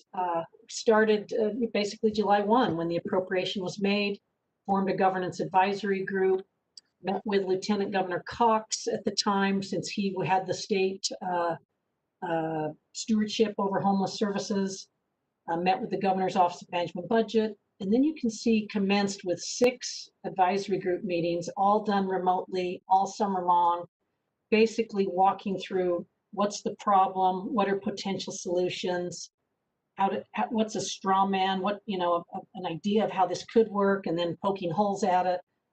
And in the end, have now presented, if you go to the very end, the last dot on this timeline, we have now presented to Legislative Executive Appropriations Committee. We've presented to other committees by statute, and really happy to be sharing with you today what we've done. So it's real important that as you're trying to figure out a governance and funding structure that you understand the problem. And there's a lot of layers to this problem, but we concluded that the way to think about this is to look at existing governance and then find all the places where it doesn't work, where there's a capacity constraint, where there's a lack of alignment or potential for that, where there's a conflict or potential conflict. And this structure that I'm showing you here is pulled from the State of Utah Strategic Plan on Homelessness from 2019, so very recent. But all these color codings we added and put on top of it at Gardner to show places where there might be a capacity constraint. Look at, well, where there might be any sort of problem. So in red, look at the capacity constraint that a lieutenant governor has with all of his or her responsibilities, but also being over something like this. We felt like, homeless services deserves full-time attention, for example. And you can see alignment issues in yellow, governance advisory issues in green, conflicts in blue, and in the end, basically concluded we have a confusing leadership structure. We have no statewide funding plan or budget, that this is complex, inefficient, often works from incomplete data, and has all sorts of communication gaps. So I won't belabor the point anymore, but to show one other schematic, this came from an audit that the Office of the Legislative Auditor General did, where they described the current funding model. And I want you to just imagine that you're this purple service provider, and you've got private donors giving directly to you, local government giving directly to you, state government giving directly to you, but sometimes through local government, and you got the federal government coming in all sorts of ways. And you just try to think about how do you organize that on a statewide scale that make sure that limited resources are going to the greatest need. So those were the problems that we sought out to deal with. And so we came up with 6 major recommendations. And these have all been reported. I know you know about many of them. So I'll just run through these at a high level and then open it up for questions. But we recommended a restructuring of top-level governance. We recommended the appointment of a homeless services officer, that we create a Utah Homeless Council to replace the current Utah Homeless Coordinating Committee, that the state and philanthropic community join together in a philanthropic consortium. I'll try to explain that to you. That we improve local coordination and develop a coordinated funding model. So I'm going to just walk through these one by one. On the restructure top-level governance, this is what we put forward. So I'll let you kind of look at this for a minute, but you can see, of course, this was funded by the legislature. The audience is, the state of Utah, but with all of the ramifications to local government alike. But we recognize the governor setting executive branch policy, the legislature setting state policy. And you can see nested here this green Utah Homeless Council that's within the Governor's Office of Management budget, the way we think of it, has a homeless services officer who serves as the executive director of the Utah Homeless Council, is appointed by and reports to the governor, and has feedback from a local network over here on the left. You can see the local homeless councils, the Utah Homeless Network, the Continuum of Care System, and then the Philanthropic Consortium, all coming together in that green box, this Utah Homeless Council. This is critical to the coordination, the collaboration, the efficiencies and effectiveness that we're looking for. So I'll come back to this, but just keep in mind that green box right there. So our next one was that we appoint a homeless services officer. And we think of an officer that I'll go to this one, that does these things, helps achieve policy consensus, that actually oversees this budget at the state level and recommends it to the state governor and to the legislature. I'll let you look at some of the other things that we mentioned there, but I think really importantly, helps coordinate public and private sector activities and really ensures this statewide, system-wide view. And we think that this position is so important that we actually, through our process, came up with a leadership profile for this person. And if I could give one bit of just counsel to the council, it is pay a lot of attention to who gets selected for this position. We recommend that it be a seasoned leader, someone who had a lot of experience with complicated organizations and systems, someone who's there to provide service, not to, sort of grow their, their ambition, but really someone who's served in complicated roles and is ready to give back and makes a commitment to be of service to our state. And so this homeless service officer becomes important because, again, he or she is the executive director of this Utah Homeless Council and is the full-time person devoted towards a system-wide plan. So now we're talking about creating a homeless council that replaces the current SHIC, or State Homeless Coordinating Committee. And by far, this was the area of our discussion that got the most attention. And it's because it dealt with how is representation happen on this homeless council. And this is where we've settled. And I will just point out a couple of Salt Lake City things that I think will be interesting to you. We of course have this council, and you can see the mayor of Salt Lake City is recommended to be on this council. But a lot of the activity happens with a strong executive committee.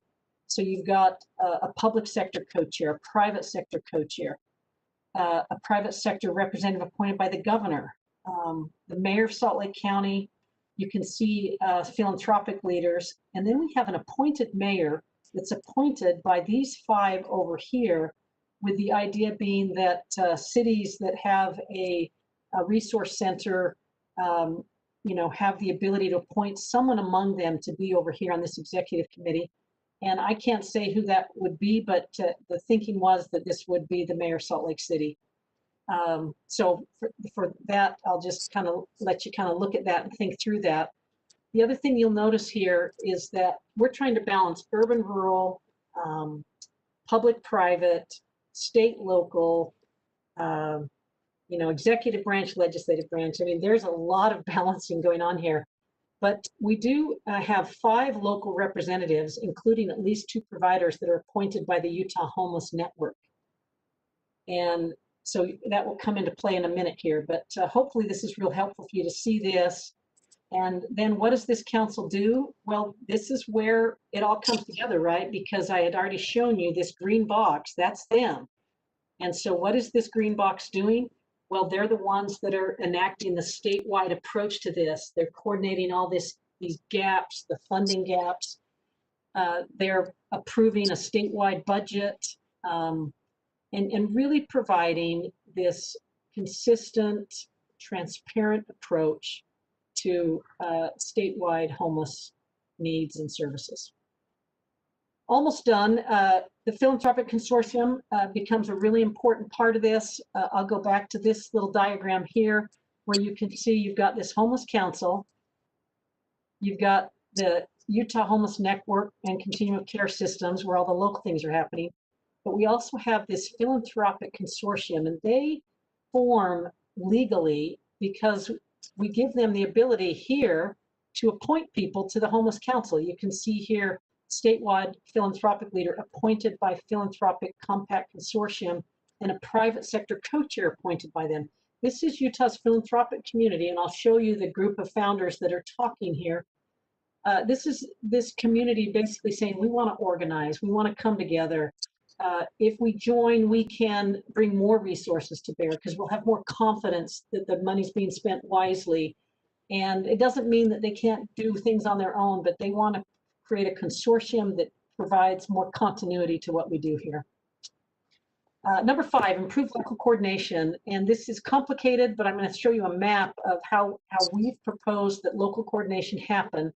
So you have 3 things going on here. You've got these colored local homeless councils. 6 County, Carbon-Emery, Mountainland, Salt Lake Valley has its own. This is how it's currently organized. We recommend keeping that. So that's the local homeless councils. We also have the Continuum of Care, which are these dotted lines. So you can see a dotted, well, I'll start with a dotted line around Mountainland, a dotted line around Salt Lake Valley, and then a dotted line around the rest of the state. That's also how it's currently organized. We maintain that. And then the red line around the whole state is the Utah Homeless Network, which has been organically developed. I love those kinds of things when it develops based on a need, and the Utah Homeless Network basically brings together the local thinking of these local entities to give us better local coordination. And that all of what I just described is represented over here on the left, feeding into the Utah Homeless Council. So the last thing I'll share is that this all comes to root in a coordinated funding model that looks something like this. So reading from left to right, and I'm starting at the very local level, you have local service providers and agencies that create a plan for themselves. They then advance that to the local homeless council and create a local area homeless plan with a budget, with all the things that you think about. Then they advance that to a regional homelessness plan that comes through the Continuum of Care system, which then is advanced to the Utah Homeless Network to look at a statewide homelessness plan. And now, after all of these building blocks, they turn it over to the Utah Homeless Council. So that's what's coming into this green box.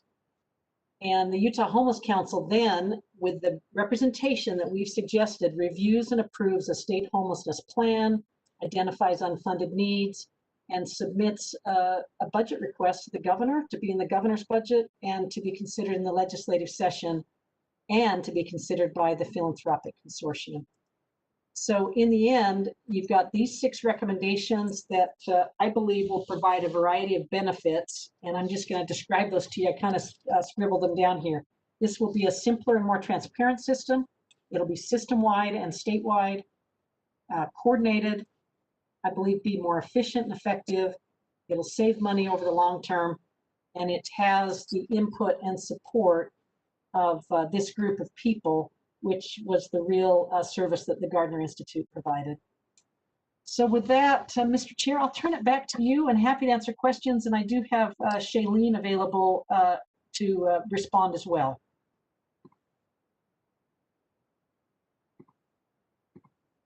Okay, great. Thank you, Natalie. Thanks, Shailene. Good to see you again. Thanks for helping out.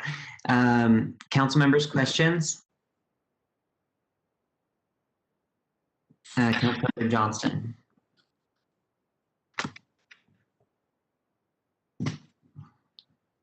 I can defer to someone else, Chair, if somebody else wants to go first. Sorry, No, go ahead.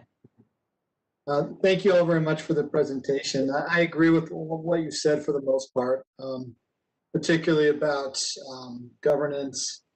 Budgeting is a huge step forward if this happens the way it's supposed to happen. It's hard to get worse than we have now, so it's a low bar, I get it. But a couple concerns, I guess, immediately are, I know that executive committee of 8 people seems manageable, but it's really 27 people on that board, right? Mm-hmm. Yeah, it is. I know sort of get everybody there, but yeah. Is your concern, council member, the size of the homeless council? Yeah, I mean, that's bigger than the current state homeless coordinating committee, I believe. Mm-hmm. Shailene, I'd love you to comment there. The challenge we had is, how do you cut out human services? How do you cut out health? How do you cut out corrections, public safety? And it just kept going, right? And then the Senate wants an appointee and the House wants one. But in the end, council member, what we did that I think is a real step forward is it does have an executive committee that is strong by design and a homeless services officer that's strong by design. And so I think that the decisions will largely be shepherded at that level, and then they'll, be able to get feedback from the additional members. But we couldn't advance something that was smaller given the people involved. Fair enough. That's hard. Sure. Second question is currently under Jonathan Hardy in that section of the administrative state admin government. Workforce services, that's where most of it's housed, including the HIMIS information, the data information system. Is that discussed in this at all? Mm-hmm. Yeah. So this is the way it came across my desk. And again, Shailene, feel free to jump in if you want to give more detail here, but we're really elevating the status of homeless services governance. And part of how we're doing that is by having this homeless services officer. And the model we followed there was the same as what we did during the Olympics. We had a state Olympic officer that coordinated so much going on, and it was a massive coordination process. And we put the homeless services officer, we could have put it in workforce services, because like you say, that's where the majority of things happen. But we decided in the current environment, given the problems that we're having, the challenges we face, to put it right in the professional staff of the governor's office, which puts this person in the governor's office of management budget. And DWS, or Workforce Services, agreed to be supportive to that role. So there, in some of our work, you'll see these notes where DWS is still providing staff support, and the lion's share things at the operational level are still at DWS. And even through time, you could put the homeless services officer in DWS. But right now, given the challenges, we didn't feel like that was warranted. And so we definitely elevated this position by putting it right in the professional staff of the governor's office. Yeah, I don't take any issue with where you put it. I think it's the right place for the reasons you said. My concern was pulling out the actual staff that are going to really inform what they're doing into another department, and how does that work with different relationships and supervision. But I'm sure there's some details to work through. And then they recognize, Casey Cameron, Jonathan Hart, they basically, we get it, we see it, and they offered up staff support for GOMB as we do this. So I think it will work okay, but I will say that there's nothing about this that's going to be easy. And I know you know that better than anybody on the council. Sure, no, I appreciate it. I think it makes sense. I'm not taking umbrage with that at all. Mr. Chair, if I have one more thing, if that's okay. Go ahead. Some feedback that I'm a little concerned about, and maybe will burn out over time. The measures that we have to show success in the state boil down to essentially the number of folks who leave a resource center and go into permanent housing, how long they're in the resource center on average, they can stay, and how many return within a certain amount of time, 6 months, a year, 2 years. The issue we have right now, at least in the resource center, this is not the whole homeless system, but really the centers, is we have folks with a small number with high levels of physical and mental illness, age-related stuff sometimes, and they're not able to do the traditional sort of self-sufficiency plans that I think are being proposed a lot of times, which are great generally, but not for this group. And they're the ones pulling down not only the metrics, but more importantly, they're eating up the lion's share of those bed nights, which is why we run into the overflow issues, right? And those types of services, at least the behavioral health services, are delivered on a county level, right? Across the state. Counties have the budgets for that, and they do the services themselves, or they contract out like Salt Lake County does. In this model, they're only represented by the Salt Lake County mayor. That's the only sort of county level rep. And I'm concerned, I guess, number one, about how does that system get integrated better, because that's a huge issue for us right now. And I know state health can help with some of that, but there's a match on a local level we can't touch. That's one big issue for the mental illness piece. The second piece is, and this is maybe a state thing that's outside of this particular presentation, there's nobody directly responsible for housing. And if we don't have a housing stock for folks below 40% AMI, which is our biggest need, and clearly the biggest need for this population, we don't have any flow through these centers. And we can't get outcomes, we can't get flow, we can't get people housed, we can't solve it. And so where does that fall? And like I said, there's not a state agency for this at this point to appoint to this board. Where does that fall in this mechanism, do you think? Mm-hmm.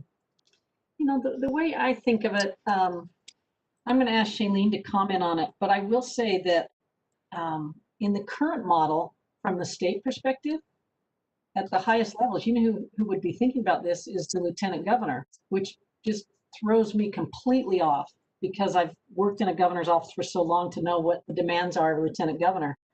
So that's why I'm so happy that our legislature chose to focus on governance first, because we've got to get the governance right before we can go solve those sorts of issues. But Shailene, can you also comment on Councilmember Johnston's thought? Yes, I think in a couple of the comments that I think address most of your questions and concerns. One of the reasons that the structure is the way that it is in the recommendations is to recognize that there are other resources outside of DWS that need to be brought to bear on this issue, including behavioral health care, physical and mental health care, public safety, public health, and housing. And so the recommendations recognize that. I think to your question on HEMIS, for example, it would stay in DWS, but the thought there is that other databases and other resources, including financial resources from the other departments in the state, would be brought to bear. On the housing issue, I think there's room in the recommendations for the council for the governor and others to appoint people from the Housing Commission or from the private sector or another public official related to housing, and to do the same on behavioral health care as things change and things evolve. On the county issue, also, I think that Utah Homeless Network is important. Their ability to appoint locally in a way that makes sense to local communities and local regions, who is the best representative there, is left to that Utah Homeless Network. And there was a lot of discussion of that. In addition to Salt Lake County, across the state, there was a lot of discussion, as Natalie mentioned, about who the different localities felt would be their best representative. Would it be a county representative? Would it be a service provider representative? Would it be a philanthropic donor? And so that's left to the Utah Homeless Network to put forward who they think best represents local communities, especially outside of Salt Lake County.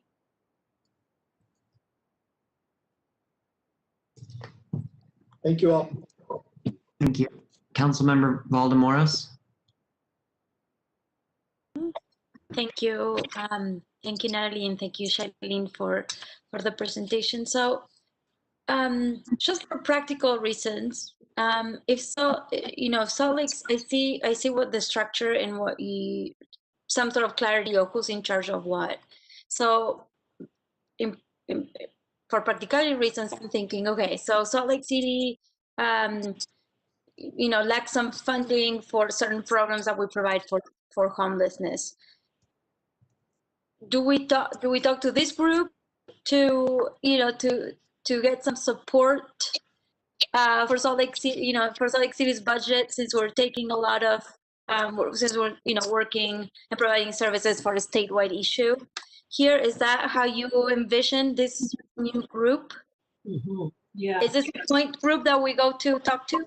Yeah, council member. So, you'll have a variety of ways to intervene, right? You have at the provider level where you can make your thoughts known. You'll have a local homeless council where you can make your thoughts known. Then in Salt Lake Valley, there's a continuum of care for the regional plan where you can also make your thoughts known. All of that contributes to the Utah Homeless Network that then gets fed into the Utah Homeless Council where you have representation. So Shailene, jump in there, but this is really built up from the bottom by design because of the importance of providers and what they see and know. Right. Right now in Salt Lake County, there's a very coordinated, it's complex, but it's coordinated Salt Lake County coalition that represents the city. The city has representation there. In the recommendations, it would be that coordinating body that would work to put together a comprehensive homelessness plan with a budget and funding needs, both funding needs that are met and that are unmet, and so funding requests. That would make it up to the state level. And so the city would be represented in that process, and the city's needs as well as the city's contributions that they're making and funding would be represented there, and it would make their way up to the state and also to that philanthropic consortium. So you would have that avenue to you, and it builds on what you've already got in place and what we heard from Salt Lake City and Salt Lake County constituents that would be desired to build upon. Okay, so great. So from in the group that I see, there were 5 cities or 5-6 cities that apparently have resources, and that's a group that kind of oversees or is part of this group. But with that, I fear that we are excluding other cities from that group that might have homeless neighbors there, but Salt Lake City or the cities that have the resource centers are providing the services for them. Meaning that it's 5 cities that are taking care of a statewide issue, and I think that we as a state, we need to be united, and every mayor and every city needs to be involved. And I understand the differences between urban and rural cities. They don't have the same issues, but I think everybody ought to be involved so that we can collectively understand and support and collaborate in helping our homeless neighbors. And so if we leave it with just the 5-6 cities that are providing the services, we'll continue having the same issues over and over, where these 5 cities use their taxpayers' money to take care of a statewide issue. And that's it. And we don't have unlimited resources, obviously. So that's just my comment. I would like to see more participation from the rest of the state cities, and not just the 5 or 6. Yeah, Councilmember Valdemoris, I think I follow what you're saying, and I will just say that one thing to think about as you ponder that. So in the group that was involved here, if you look here, you'll see Cameron Deal mentioned there as the head of the league. So those eyes were on it. Brandy Grace here is with Utah Association of Counties, so she was looking at it from a county perspective. So when we come back to here, what you're seeing is, it doesn't mean that just the funding comes from this group, but this is where the discussions are occurring. And the Salt Lake County mayor, has a role on the executive committee. And so many of these ideas about everybody contributing, everybody being part of the solution, I think those will get a hearing, even though we don't have every city and town represented on the council. So I just wanted to point out to you that there were people looking after those interests in us getting to this compromise. And what we do is provide a structure for us to think about how do you come up with shared funding, shared responsibility, those sorts of things. Yeah, and I would add to that, Councilwoman, that the funding model and what you see here in the council is designed, I think, to help address that very concern that you have. So what those mayors on the council would be doing, and those are mayors that represent cities where there are homeless resource centers, general population resource centers that are publicly funded, they would be on the council and they would be reviewing these plans that come up locally and regionally, statewide, for integration into a statewide homelessness plan and budget and spending plan.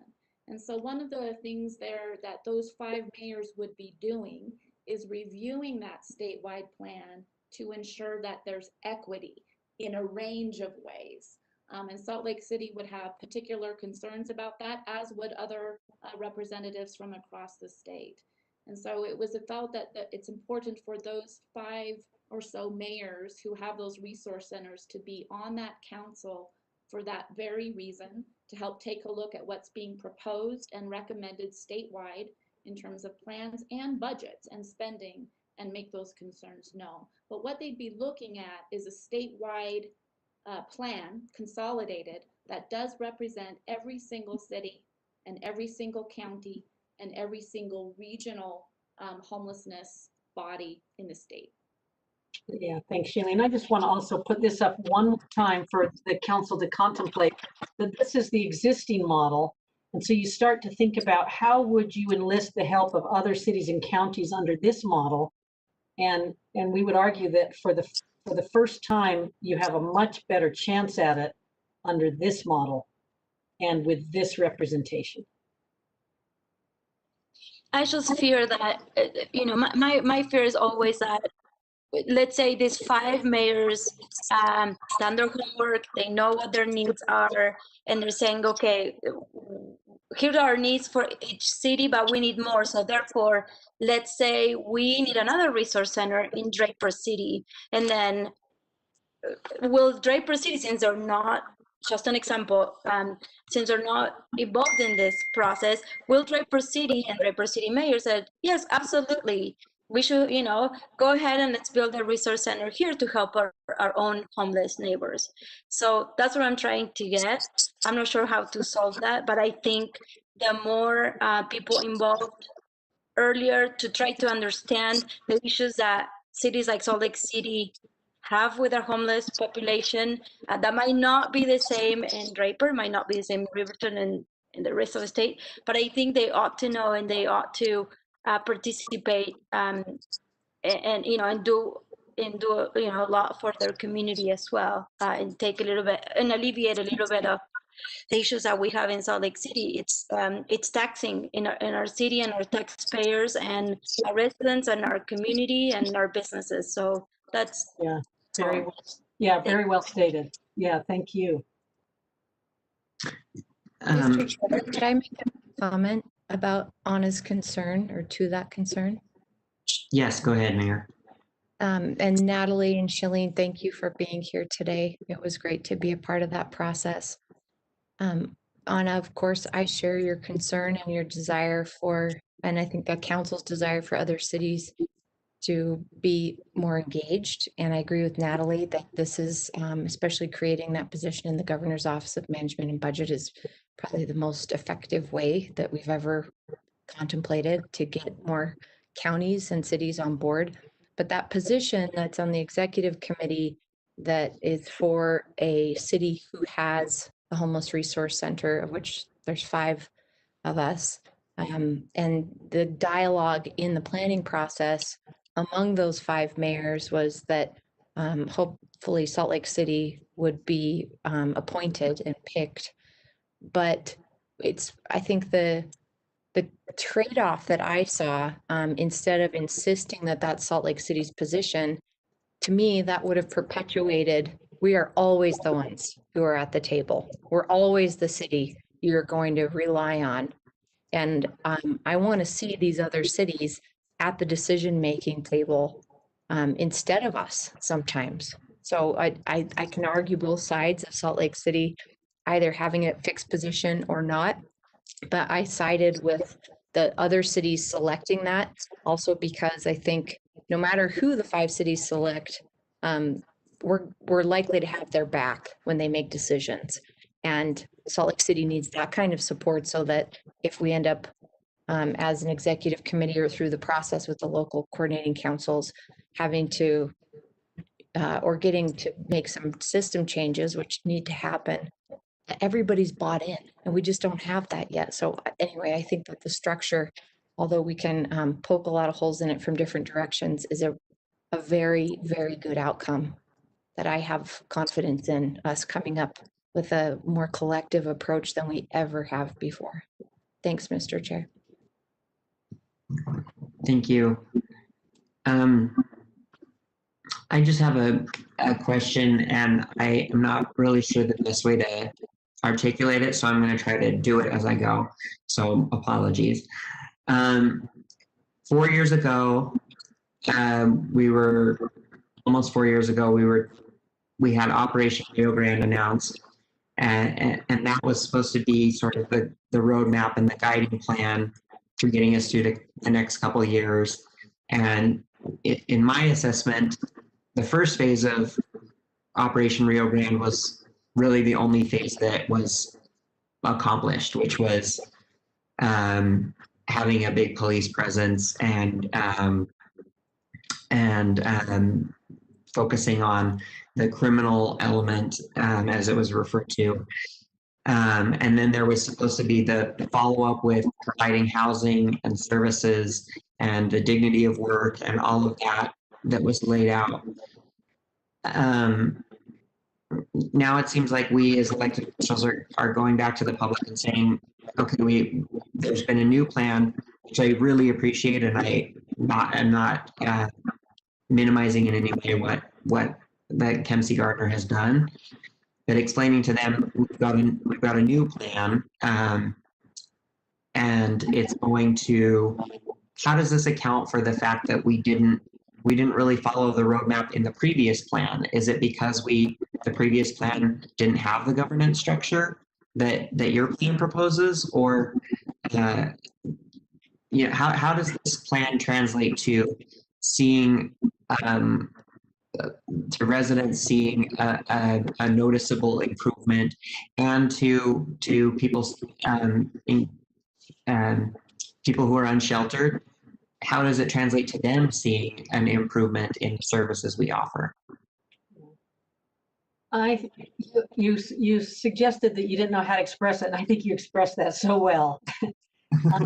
And the only way I know how to answer it, and I'll invite Shailene to jump in too, but when I think about complex public policy issues, you need incredible leadership and you need resources or money, right, to solve things. And when you look at that initial diagram I showed you with all of those capacity constraints and governance constraints and alignment problems, it was inconceivable that you could make the kind of progress that we need under that structure. So I'm a huge fan of starting with governance, and I believe what will happen is the legislature has a real head start on this going into the 2021 session. In other words, they paid for this work to be done. We've advanced something that has a lot of momentum, and it takes away some of the confusion that happens during the session.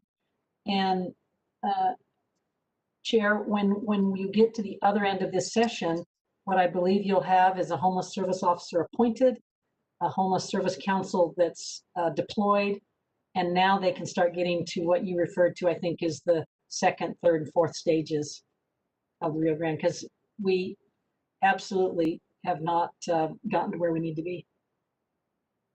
So this plan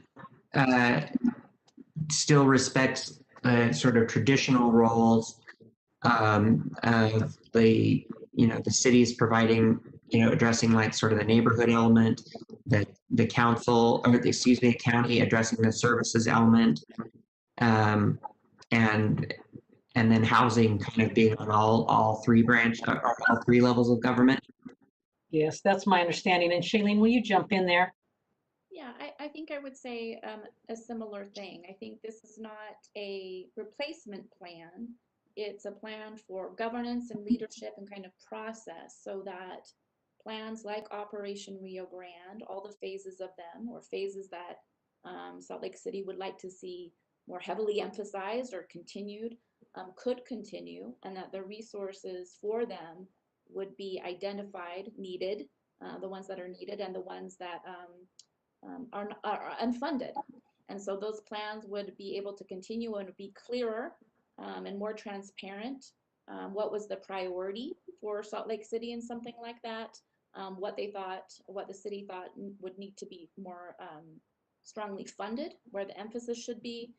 There would be a comprehensive and coordinated plan that would come up involving city, county, going up to the state, and the funding request would be made that way. And it would be more clear to whom that funding request would be made and who would be responsible for implementing it and coordinating with the city, and also coordinating private resources to help support that plan.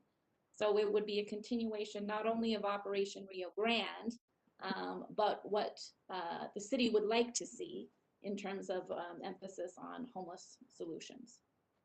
I should also mention that this plan anticipates a much broader governance and leadership structure for a holistic solution, one that includes but isn't limited to emergency shelter and services, that includes behavioral health care, housing, regular health care, public health, public safety, and things like that. So a much broader vision than Operation Rio Grande had geographically, but also in terms of solutions and resources that are needed.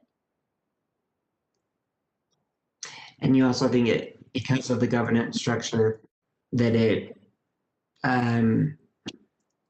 will maybe get more, our requests for more funding for housing and services will be more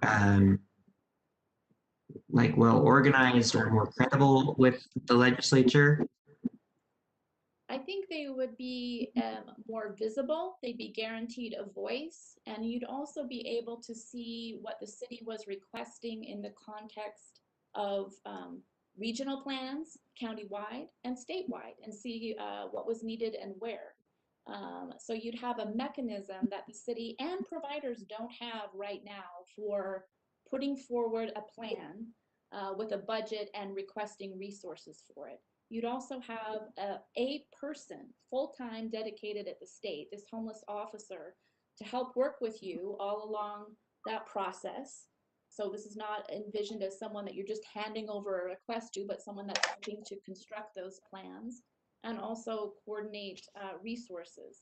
That officer, I would imagine, would also help work with the city and other cities across the state to help think about where is the connection between homeless services, healthcare, behavioral healthcare, housing, and law enforcement. There's clear delineations there, but there's points at which they need to come together, and that homelessness officer would help work with Salt Lake City to identify where that makes sense for Salt Lake City.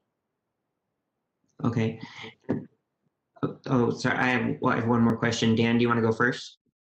Okay. Just that I'm a big proponent of the mantra of know about us without us. And so I like that you've got on the statewide that, someone with lived experience.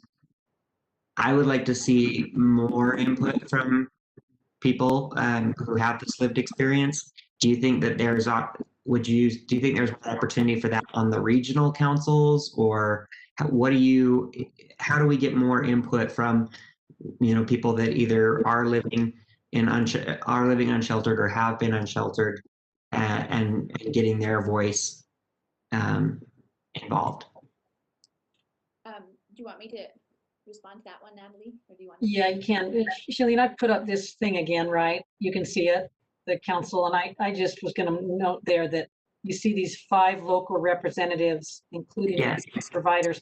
There's a place where you could get some more lived experience under the current structure, even in the homeless council. And then your question about local, go ahead, Shailene. Yeah, I think I was going to address that in the same way and just say one of the things that these recommendations do is really make visible in a way that perhaps they're not as visible as they should be right now, these local planning bodies, of which Salt Lake City is represented in multiple ways currently, and we're recommending ways that those local efforts can become stronger and have a stronger tie and greater relationships to the state level. And so you're represented there already in ways that the council should definitely know about and focus on and help support.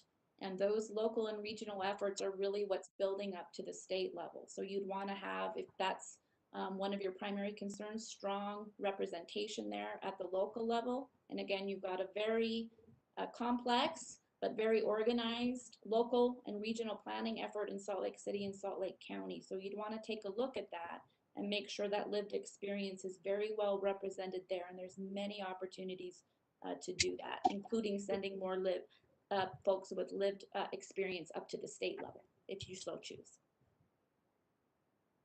Okay. Hey, Chris, currently on the Salt Lake Valley Coalition in Homelessness, they have to have a position on their executive committee for that as well. And then down to a provider level, providers on their boards have strong incentives to do the same thing. So the state should set the example, but it should be at every level, and every board should have that same position, at least not more. Yeah, and I think, I mean, sometimes I worry about just having one person that is like, you know, that representative. So I like to, I don't want to just say, yeah, there's one position on the state board and like, we're good. Councilmember Dugan, you had a question? Sure. Thank you very much. I appreciate this whole briefing and the work that went into it, because when you brought up the slide of the complexity of decision making and how you get money, and I mean, you had the color coordinated slide up there, and I can just imagine how many yellow stickums are up on a wall trying to determine the flow of information and processes and decisions. I appreciate that. When I look at process changes and improvements, I'm looking at two things here. Does this new process reduce the amount of time for money to get to the service providers on the ground? Is the organization that you have now set up reducing the amount of time from the state and the federal level to the guy at the VOA who's who's doing the bit work? Is that flow getting better, and is it touching fewer people? Because if we have more people touching it and more people having a decision on it, it slows down the process, and it's inefficient. The second question I have is on the funding side of the house. It's wonderful that you've gone from VOA having multiple places where they can pull money from. Does this new funding stream still allow them to pull that money from the different settings, or is it all coming from one location? And if that funding is only coming from one location, or how the funding is coming to them, are we saving any money? Are we now giving the service provider on the ground more money because it's a more efficient flow with less people touching it and less people in the decision-making flow? Or is it actually providing fewer dollars because all the administration costs are higher? And I really get concerned with, I've seen it multiple times where we have a new flow, a new structure, but fewer dollars get to the bottom line because everyone's taking their bits up top, because now I have 4 more guys who are paying big bucks, but the guy on the ground is not getting any money. So those are my 2 concerns, and I appreciate all the effort going into it. Thank you. Councilmember Dugan, what I would just say is, I'm going to answer your last question and let Shailene answer your first one. But the notion is that this does not prohibit any provider from having the funding that they would get in any way that they, go about that process, if it's direct with a philanthropic entity or a grant or something. So we were careful not to preclude that.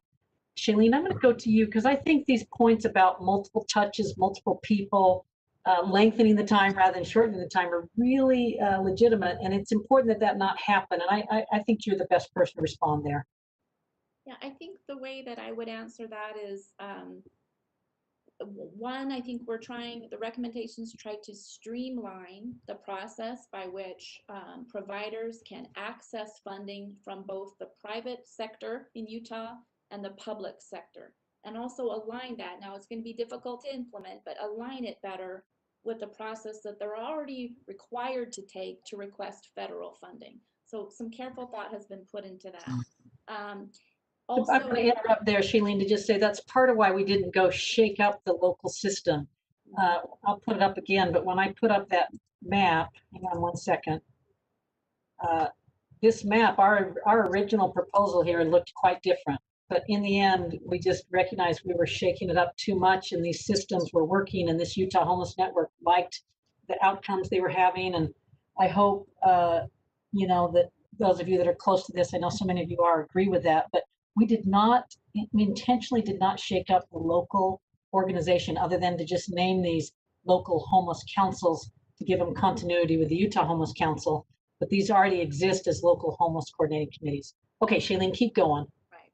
The other point I would make is that the recommendations allow, again, a streamlined process for major funders at the state level and in the private sector to look at the same thing from providers. So providers are not constantly having to recreate things for different funders in Utah.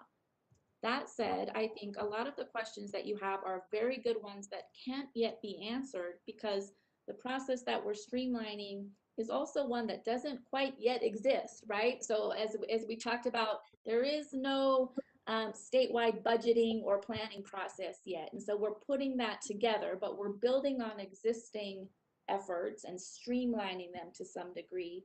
But we're also building a process that is designed to be able to answer some of those questions that you just asked and that other people are asking and that we haven't had a clear way to understand. So the recommendations are also, let's get a process that will allow us to answer some of those questions that you've just asked that we don't in Utah have a way to answer yet because it's so complex and diffuse. Thank you.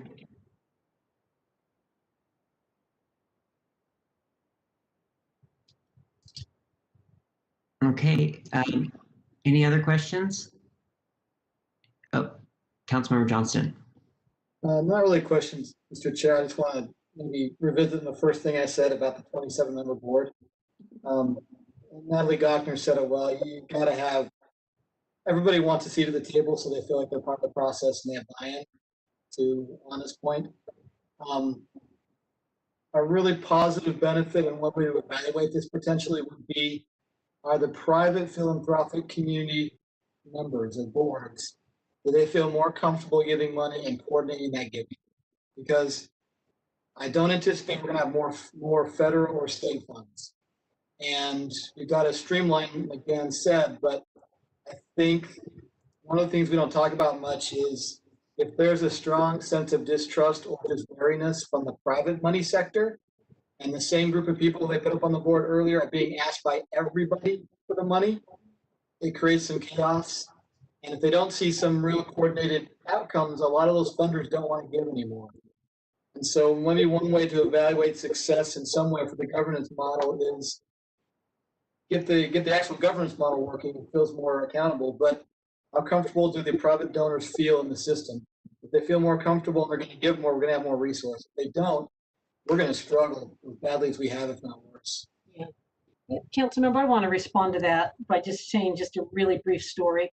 And I neglected to say this at the beginning, but this work was funded in a public-private way, half by the state legislature, half by the philanthropic community. And I had this really tender moment in May where I got a phone call from Gail Miller's assistant saying, what's your home address? Gail wants to drop something by your home. And I'm like, ooh, this is interesting. And it was a check for this study. And it was at a time, of course, when the world felt like it was falling apart. And when it felt like in entertainment business and even car, dealerships, everything were falling apart. But I think it speaks to your point that there is significant commitment here from private philanthropic interests that have been with us every step of the way. And Mayor Mendenhall can attest that on all of these calls, these people were attending and helping us. So there's a lot of goodwill here. And the closing thing that I would just say is keep a real close eye on this, because Salt Lake City is incredibly important to the solutions. And this does no good if your voice isn't actively incorporated into the thinking. Mr. Chair, may I make a quick comment? Yeah, go ahead. Natalie, Shailene, it's good to see you. I just want to say I echo a lot of the different concerns and questions that fellow council members have had, but I really appreciate the work that Natalie, you and your team and the team of representatives that were in these meetings did for this. I think to your point about the governance, it's the foundation by which a project can actually work. And I think that was one of the problems that happened with Operation Rio Grande, is that there wasn't that foundation, there wasn't that structure that really made sense. But I have to say, whenever Natalie and the Cam Gardner Institute get involved, people listen. And I'm grateful for that, because it always comes with really good base of foundation. I think this is an evolving, an ever-evolving project, an ever-evolving solution to something that has been, and we talk about its complications and have talked about the complexity of it for years and years. But it feels to me as a really solid foundation by which we can continue to evolve and move forward in addressing this very serious crisis that we have, not just in Salt Lake City, but throughout the state. And I think that pulling in all of these different partners is what we've all been trying to do. And again, it takes Natalie and her team to get everyone at the table and listen. So I want to thank you for that hard work, and I look forward to continuing to see how this can evolve so that we can address these issues. Yeah, thank you so much, Councilmember Fowler. And I'll just say, at the Gardner Institute, part of the University of Utah Public University has a service mission, but Salt Lake City is a major partner to us. You're a strategic partner. You are a legacy partner. And we made a decision early on that we needed the city, the capital city, the capital county, and the state to be founding partners with us. And you've been there from day one. So that's what gives us the capacity to go deliver on the things you're interested in. So thank you so much. Thank you, Natalie. We appreciate the partnership with you, and we really appreciate you and Shailene joining us for this presentation. Thank you. Great. We'll sign off. Thanks so much. Thank you. Okay. Okay, council members, let's move on to our next agenda item, which is, I believe, let's see. The Open Meetings Law Training and Government Records Access Management Act, or GRAMA training. This will be two presentations from Katie Lewis, the city attorney, and from Cindy Lou Trishman, city recorder. So, yes. Sorry, can I interrupt real quick? Yes. I know that we need to be present for these very important presentations and trainings. Can we take a quick break since we're at our tentative break time? Yes. Would that be okay? Yes, we are. Sorry about that. Yes, we are. And so let's go ahead and take, we went a bit over on that last one, so let's just take 10 minutes if that's okay. And so if everybody can come back at 4:42. Okay, thanks. See you then.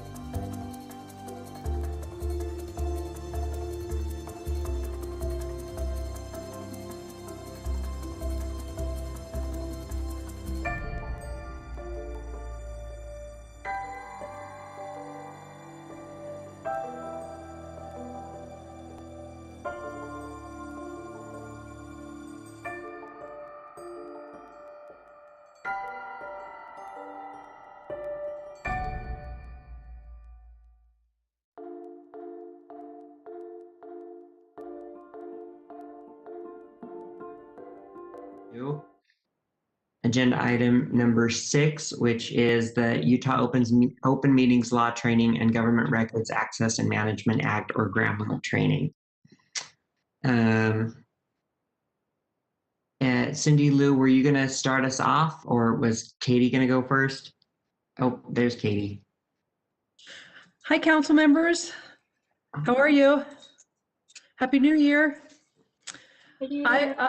I would be happy to start off with my Open Meetings Act presentation and then hand it over to Cindy Lou for Grandma, if you'd like to go that route.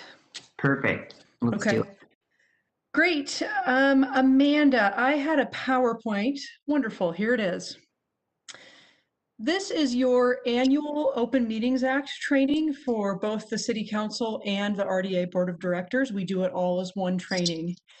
And all of you have been through these trainings before. We have no new council members this year. And I hope that what you remember, if nothing else, out of it is that the purpose of the Open Meetings Act is transparency. Transparency to the public prior to a public meeting, during the meeting, and then after the meeting. So Amanda, if you can go to the next slide, please. And you can actually go to the next. Thank you. So this is the general rule, is that meetings of a public body, which the City Council and the RDA Board are, both of those entities are public bodies. The rule is those meetings are open to the public unless there's an exception under the Act. And those exceptions are specifically listed under the Act, and then you can close your meeting. So we'll go to the next slide. As I said, there's a statutory definition of a public body, and the City Council is a public body, as are all of our boards and commissions. Next slide. So then the next question is, what is a meeting? When do we have to comply with the Open Meetings Act? And the Act spells that out. It's the convening of at least a quorum, so at least 4 City Council or RDA board members, to discuss, receive comments, or act over matters over which you all have jurisdiction. So I like to think of that, and you can go to the next slide if you'd like, Amanda, as when you all sit in these positions, in these roles, to act over city business. And that can take any form. That can be an electronic meeting. We'll talk later about virtual meetings. If you have a retreat, a workshop, a field trip, anytime that you come together to discuss or take action on city business, that's a meeting. But let's say you all meet up at the grocery store accidentally. Not a meeting, unless you all go to the corner of the cheese section and start talking about city business, in which case you are discussing items over which you have jurisdiction. And if there's a quorum, then you are acting in violation of the Act. So if you see each other in the grocery store, don't talk about city business if there's more than a quorum there. Go ahead and continue on.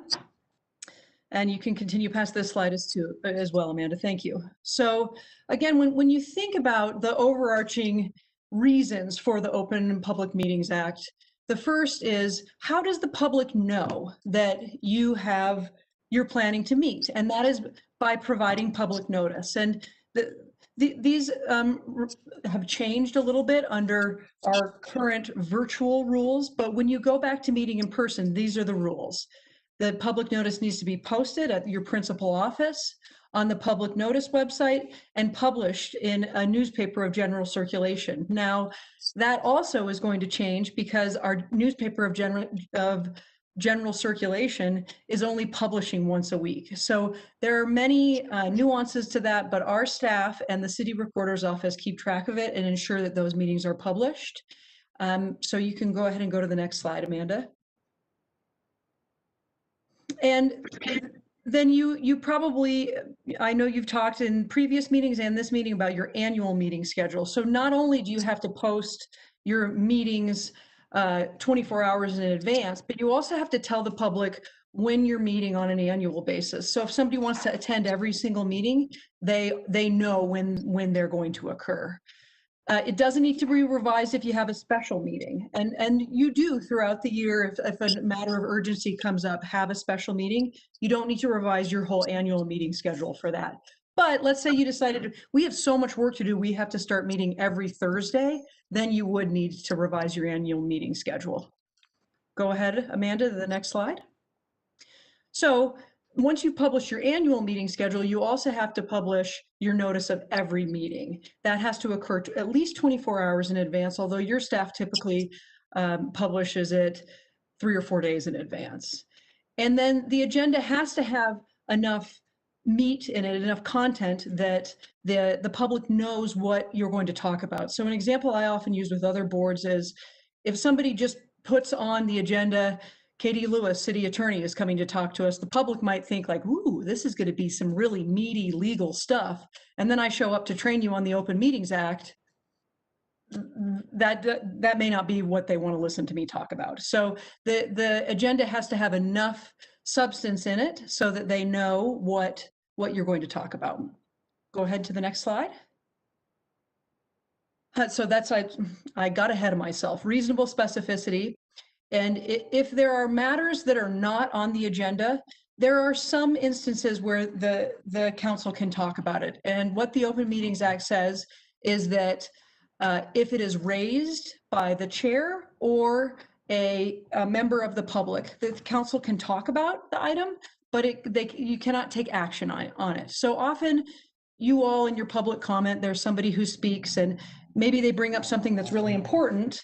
You may want to flag it for a future meeting, but you can't take action on it if it's not on the agenda for that meeting. So you can go ahead to the next slide.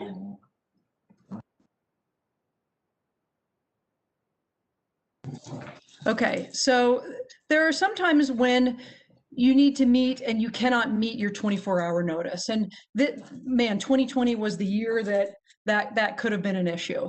And one of those instances, if you had to meet with less than 24 hours, you have to give the best notice practicable of the time, place, and topics that you're going to talk about. Attempt to notify all council members. A majority of the council members approve of holding the meeting. And then once you do those things, you can take final action. Hold on one second, please.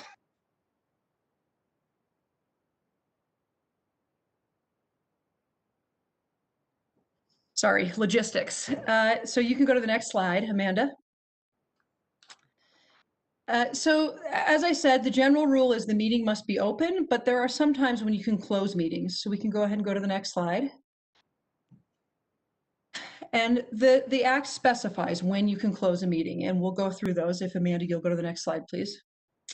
So these are all the reasons under the Open Meetings Act that you can close a meeting. I'm going to go through them. I'm just going to read them to you because oftentimes you do close your meetings and it's important to know what that enumerated list is. So you can discuss an individual's character, professional competence, or physical or mental health, strategy regarding collective bargaining, pending or reasonably imminent litigation, real estate purchase, exchange, or lease, if disclosure of the appraisal or other terms would prevent the city from having the most competitive transaction. And you can also discuss the sale or disposition of real property. If, again, the disclosure or the terms would prevent the city or the RDA from completing the transaction on the best possible terms. And for disposition, the city or the RDA also has to previously give notice that the property would be offered for sale. And after the sale is complete, or after the city approves the sale, those terms have to be made public. You can also close the meeting for the deployment of security devices and personnel, criminal misconduct investigations, and for the advice of legal counsel. So if any of those instances are present, then the council or the RDA board can close the meeting. You can go to the next slide, Amanda, please. Thank you. So there are certain processes to close a meeting. And because you all have been on the council and you've had closed meetings in the past year, I know that you know this process. But the first thing that happens is the council must be in an open meeting with a quorum present.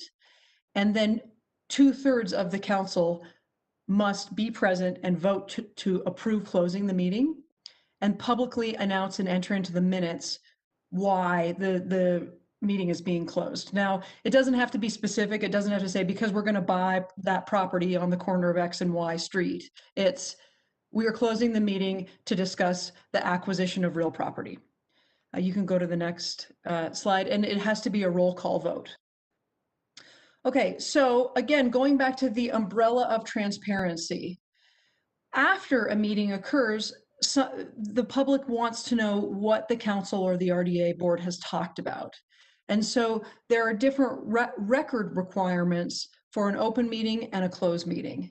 In an open meeting, there has to be both a recording and written minutes. The official record of the meeting are the written minutes. And the recorder's office does a great job of ensuring that that list of all those things that need to be in the minutes are there. In closed meetings, the meeting is recorded. Written minutes are optional, and no recording or minutes need to be taken if the council is discussing the character, professional competence, or physical or mental health of an individual, or the deployment of security personnel, devices, or systems. So those two exceptions, no recording, no minutes. You can go to the next slide, Amanda. Okay, we'll go to the next slide. So electronic meetings, this has taken on a whole new meaning in 2020 and 2021. And prior to us all being in a virtual world, the two instances of electronic meetings that we always thought about were 1 or 2 council members calling or FaceTiming into a meeting, or texting and electronic messaging during a meeting. So under that first sort of pre-COVID, pre-virtual meeting world, the rule under Utah law is that the city has to have a resolution or ordinance that allows some members to call in. And the rule is the rest of the members have to be physically present at the anchor location. So again, that's pre-COVID if somebody wanted to call in. And then there's this other question of electronic messages. And we think about this a lot because oftentimes it's tempting to communicate or do city business on our phones. And so there may be an instance where it's tempting to put all 7 council members on a text message string and text or an email string and an email about city business. And the caution that I always give for that is that's exactly like standing in the grocery store in the cheese aisle and all talking about city business without going through the noticing and other agenda items for an open meeting. So we strongly caution against group texts, group emails for the purpose of conducting city business. Now, if it's, hey, I'm going to be 5 minutes late to the meeting, not city business, but really think about what you're putting in those group messages for a quorum or more of your colleagues. And Amanda, you can go to the next slide. So here we are in the virtual world, and in the previous legislative session, there were some exceptions made to that anchor location requirement for electronic meetings like we are doing right now because of COVID. And the Open Meetings Act now allows virtual meetings with no physical presence at your anchor location if the chair of the board or the council makes a written determination that conducting the meeting presents a substantial risk to the health or safety of those who might be present, states in the written determination the facts upon which that determination is made, and includes in the public notice for the meeting and reads at the beginning of the meeting that information, and then includes in the notice how a member of the public can join the virtual meeting. This has to be done every 30 days. So you probably have gotten used to Council Chair Wharton as the chair and RDA Chair Fowler as the RDA Chair reading those statements out throughout 2020. And in fact, you all as the council took a step further and ratified that chair's decision at the meetings so that you can continue to have a virtual meeting without an anchor location. And this is the section of Utah law that allows you to do that. You can go to the next slide. What was that? I said we have to do it again tonight, right, Katie? Right, that's right. And I think that you all do it at every formal meeting, and the RDA does it at every meeting because, of course, that's about 30 days. So you're actually going above and beyond. So then the next sort of umbrella of transparency is public comment. How can the public participate? And of course, there are instances where the public is, the city council is required to hold a public hearing. And then the city council also goes a step further, and the RDA direction of the chair, that's not legally required. And as I discussed before, if a member of the public talks about something during that general comment period that you all would like to discuss, you can't take action in that meeting unless it's on the agenda, but you can certainly schedule it for a future agenda meeting. You can go to the next slide, Amanda. And then again, this is a challenging issue, disruption of meetings, both in person and virtually, and we're navigating it in real time. But what the law says is that the council may remove an individual who is willfully disrupting the meeting and the conduct, the orderly conduct of the meeting is seriously compromised. That means something different in the virtual world than it does in the in-person world, and we continue to navigate that, but that's the baseline of what the law says. And then next slide. So there are consequences for violating the act, and we'll go there. Amanda, next. So it is a Class B misdemeanor to knowingly violate the closed meeting provisions, and private individuals can bring suit. I'm not going to spend too much time talking about that, but just know that it is, we take that transparency seriously. We take ensuring that we're complying with the Open Meetings Act seriously. So next slide. And that is it. Thank you very much. Thanks for your service to the city. And I am more than happy to take any questions, and then we can go to Cindy Lou for her grandma presentation.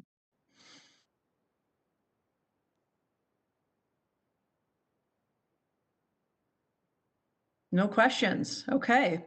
Well, I know they will come up throughout the year, and I am here to help navigate it. And thank you again for your service. And I'm looking forward to another great year with you.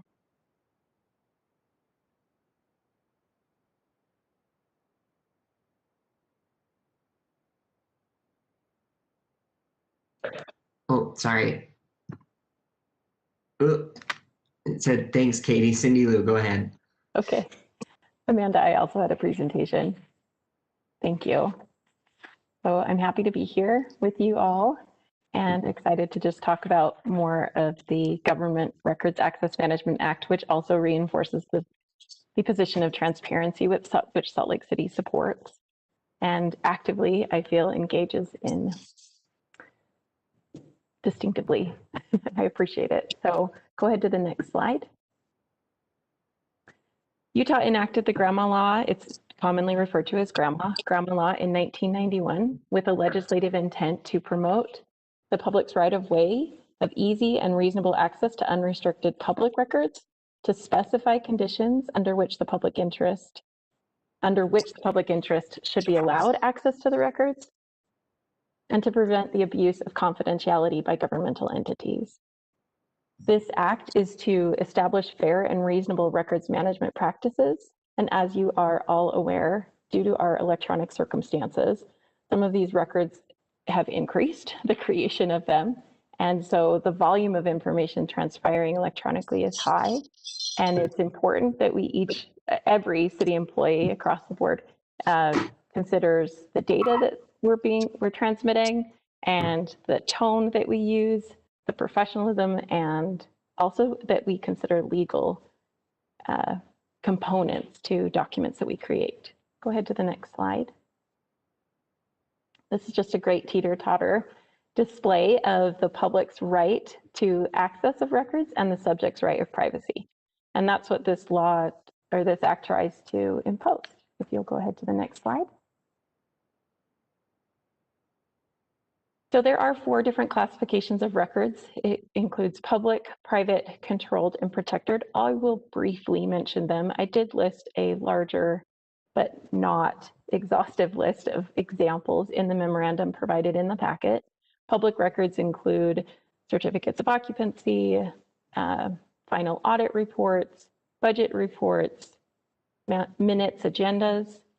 Private records include medical information or employment records that may reveal private information.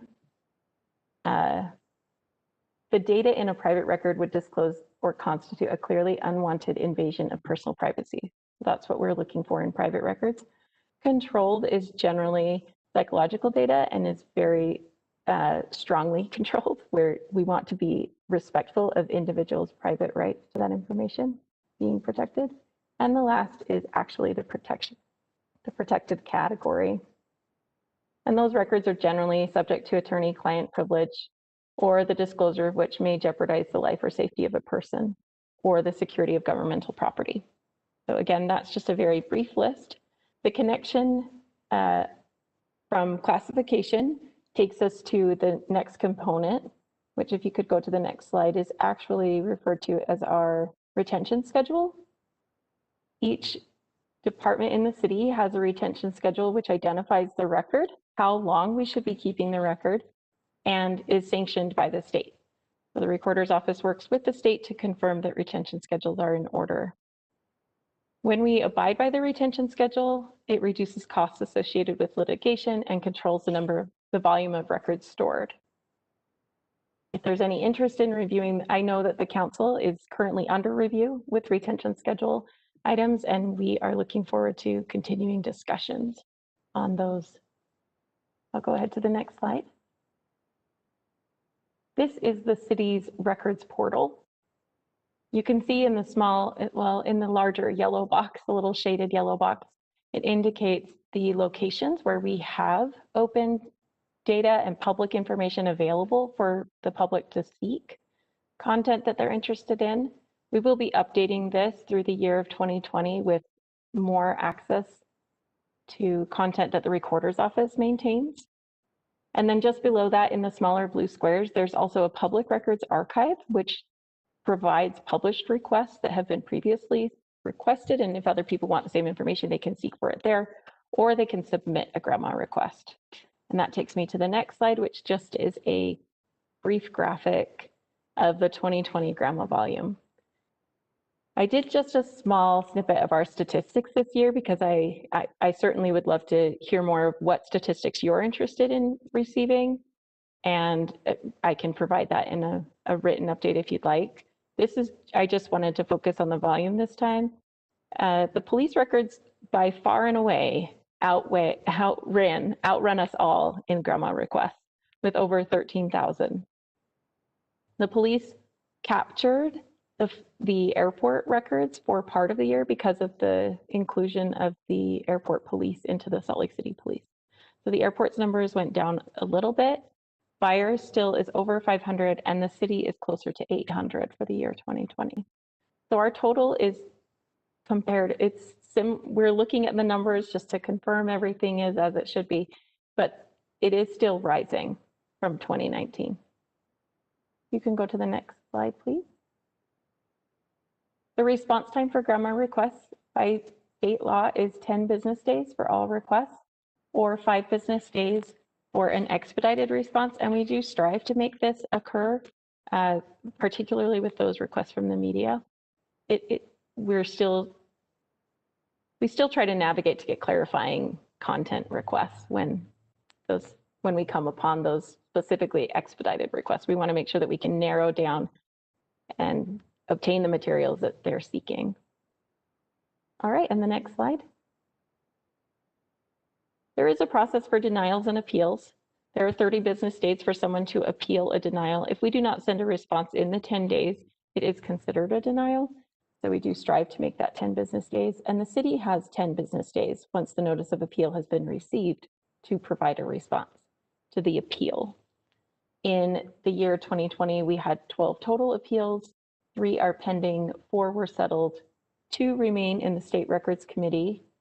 1 was partially upheld and 1 was upheld. Go ahead to the next slide.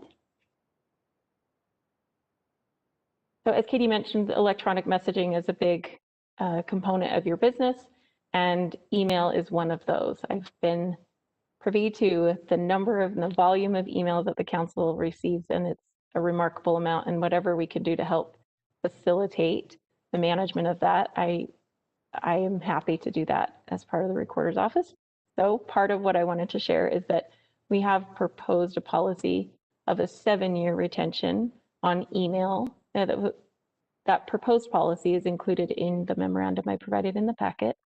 The 7-year retention does provide exceptions for executive correspondence, and that's designated by position.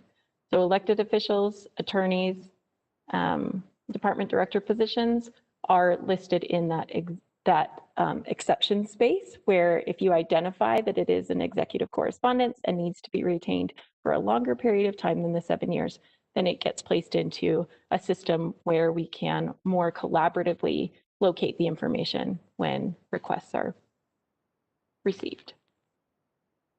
So if you are, I suppose if you are having a dull evening, go ahead and feel free to remove any of the junk mail that's in your email inbox.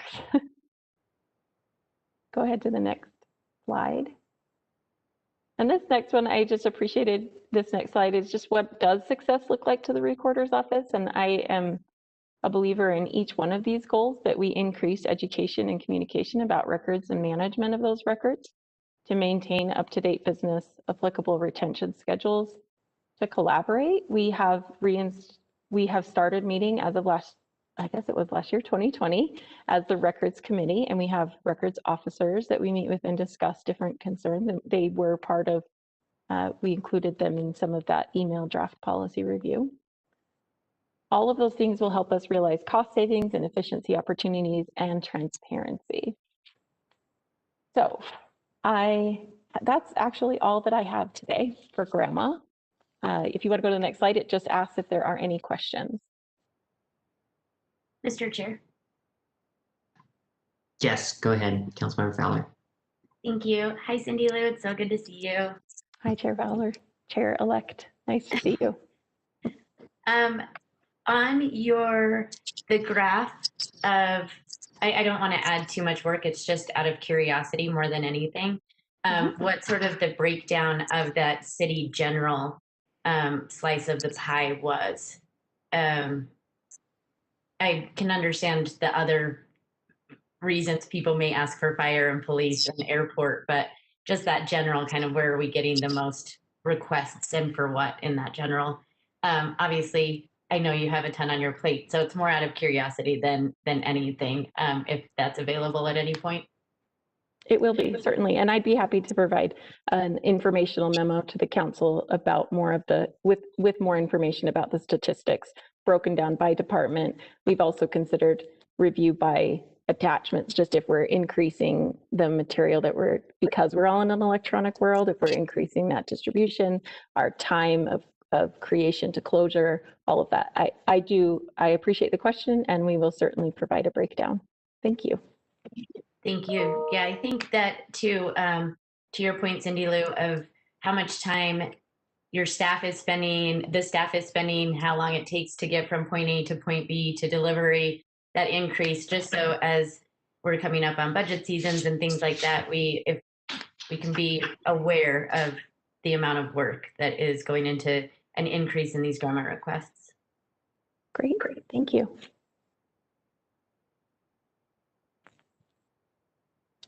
Any other questions, Chair? Oh, I was just about to ask the same thing. Any other questions? Katie, did you have a question, or were you saying bye? No, I actually wanted to add one other thing based on the news that you all probably saw in the past 4 or so months regarding the school board and the text messages that occurred during a meeting that then were subject to a GRAMA request. And just wanted to remind you all that it doesn't matter what kind of a device you use, and it doesn't matter whether it's text or email.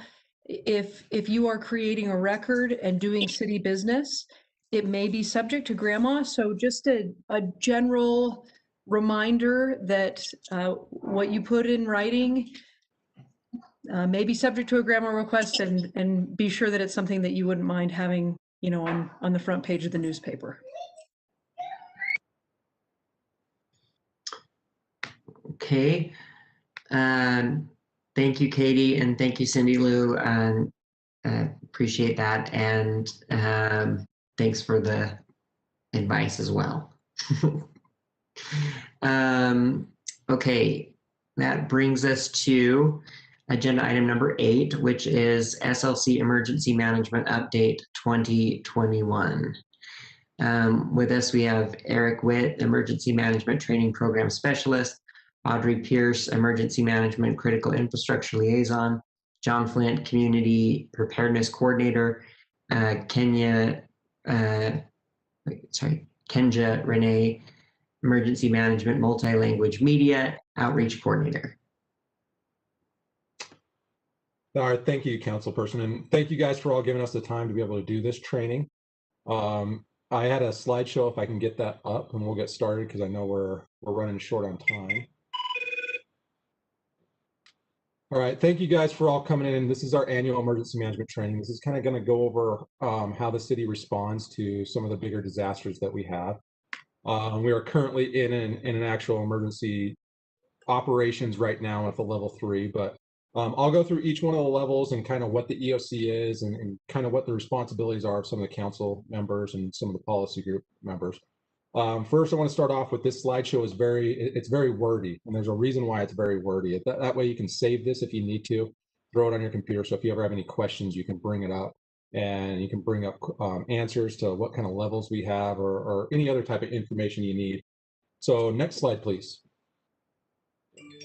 All right, this is just the overview, so we'll go ahead and go to the next slide and we'll start talking about levels.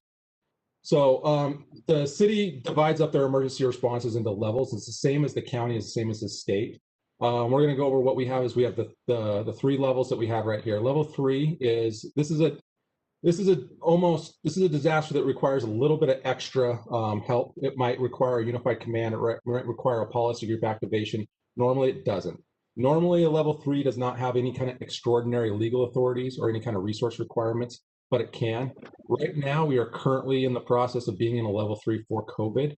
We're in a level 3 because the majority of the items that come through for emergency management on a health and medical incident come from a county health department. So we kind of just help them and push their information out and try to do the best to give them as much support as we can. All right, next slide. All right, level 2 is going to be a little bit more intense. This is going to be most of our EOC positions are staffed. We have a unified command. This is usually staffed within 12 hours. We'll have a JIC usually fully established. There's usually no additional legal requirements for this one also. This is usually just everybody is staffed except for we don't have really any legal authorities, although there can be some, but usually that's not the case. Although each one of these are kind of, we can massage these around and change these if we need to. All right, next slide. And we also have a level 1 activation. This is a level 1 activation. This is going to be the earthquake. This is going to be the big events. This was the start of COVID that happened. This was the windstorm that we have. And this is all hands on deck. The EOC is staffed. All members of the EOC is staffed. At a minimum, all 6 of our unified command members are staffed, which would be police, fire, public services, public utilities, community and neighborhood, and IMS are usually the ones who are staffed, and then they can also have others if need be. We usually have a declaration, or we're going to meet a declaration with a level 1. Again, these are the big activations. We're talking earthquake. We're talking big items like that. Next slide. Okay, so what is an EOC? So an EOC is not going to get involved in a lot of the tactical decisions that are out in the field. We're not going to be telling people, you need to tighten this lug nut this many times or do this. We're the big picture. We're the strategic overview. We're kind of the people who are in a unified command are usually the deputy directors or operational managers who are usually in the unified command who usually come in and help that. And then we have other sections that usually come in and help. Next slide. Do I have a question? Nope. Okay. I didn't. Go ahead. Yes, sir. Oh, I'm sorry. I said I didn't see one. Go ahead. Oh yeah. Oh, no problem. Thanks, sir. Okay. So really, when you hear the EOC, it's organized into 3 different bodies. There's the policy group, which will go over each one of the members. There's the Emergency Operations Center, which you'll hear that's called the EOC, but that's really technically called the Coordination Center. We gave up that battle a long time ago and trying to have it called the Coordination Center because everybody wants to call it the EOC. So that's the EOC. That's where the Unified Command, our planning and logistics sections are really. Then we have a joint information center, which is run by Kenji Renee and all of our PIOs. Next slide. Okay, so the policy group is under the authority of the mayor. The mayor has the ultimate responsibilities for disasters in the city. We follow certain city ordinance. We follow certain state and county ordinance. How the whole process works is if we need requests, if we need resources, we have to exhaust all our local resources first. And then we have to go to the county, and the county has to exhaust all their resources, and we go to the state. And so we make sure that a lot of that is happening with the policy group on asking, what resources are being used, how those are being used. We decide, the policy group will decide on local businesses, like, are they going to stay open? Are we going to stop with certain kind of permits, depending upon the disaster, those type of things. They have authority of the overall formal request process for outside city departments, but that can also go through the emergency management director, and that can also go through the policy group coordinator. So they can also make requests per the county based upon legal guidance and MOUs that we've signed. They can make requests from the county. All right. Also, they're also going to establish communications with private sector and local government liaisons, and they'll work with other policy groups throughout the valley and also at a county level and at a state level. Next slide, please.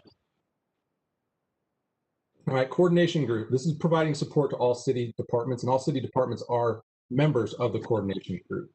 All right, we provide support to critical infrastructure, and one of the main things that we do is we track situational awareness. We have a couple different programs, WebEOC, that we track information in.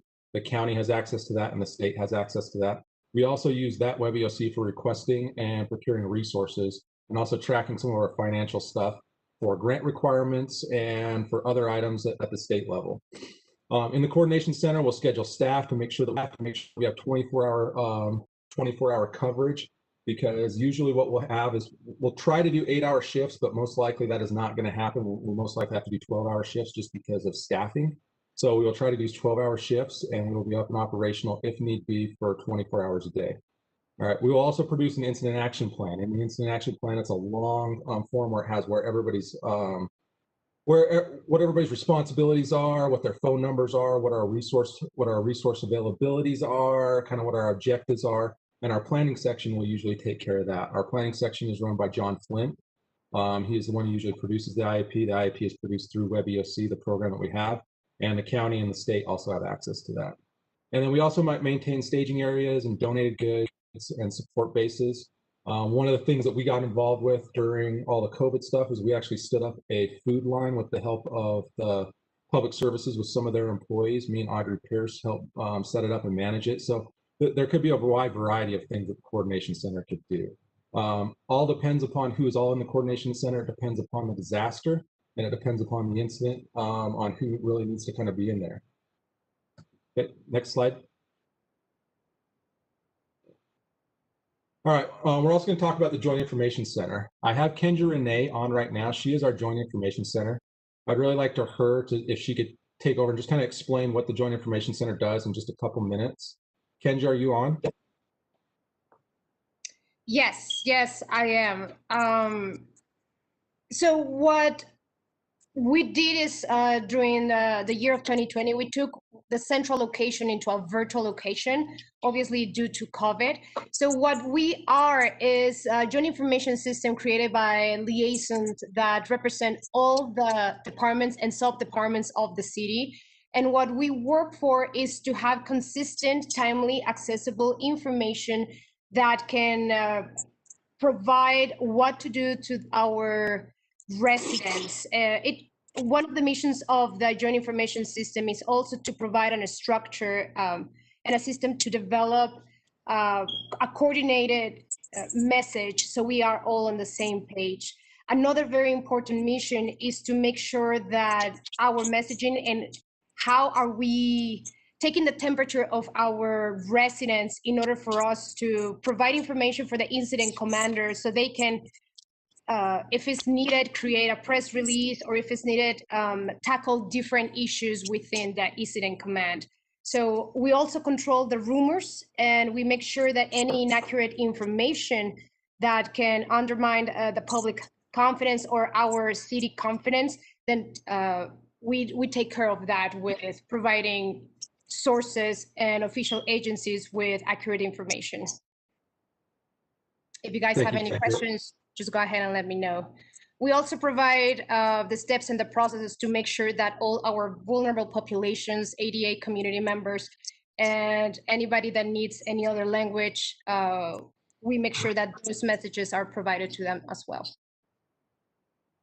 Perfect. Thank you, Kenja. Yeah, the JIC has been instrumental, especially during COVID, because COVID has turned, it's an information war with a lot of the information that's going on. So Kendra and her team have done a fantastic job on keeping everybody informed, and keeping everybody up to date. When we do have activations, and if we need, town halls or something like that, where council members, this is usually where the council members would fall in, is under the JIC organization. You guys would end up usually falling underneath that because it is the public information that we usually use the council members for, other than the council chair, which we'll go over here in a second for the core members of the policy group. But usually this is where you guys would end up falling in, so you guys can help us on pushing information out to the public. Thanks, Kenja, again. Okay, next slide. All right, so there's some specific functions and responsibilities that you guys should be aware of. The emergency management director will support all city departments. We don't manage anything. Whoever the city department director is, or whoever the SLC emergency management coordinator is for the disaster, we don't really manage everything. We're just trying to coordinate everything. We are responsible for making sure that the ESFs are staffed in the EOC and that they have everything that they need to respond to the city in the event of a disaster. Of course, Kenja went over the Joint Information System Coordinator. She is the one who runs all of that and directs the city's JIC and ensures that the city is constant, ready, and can inform the public.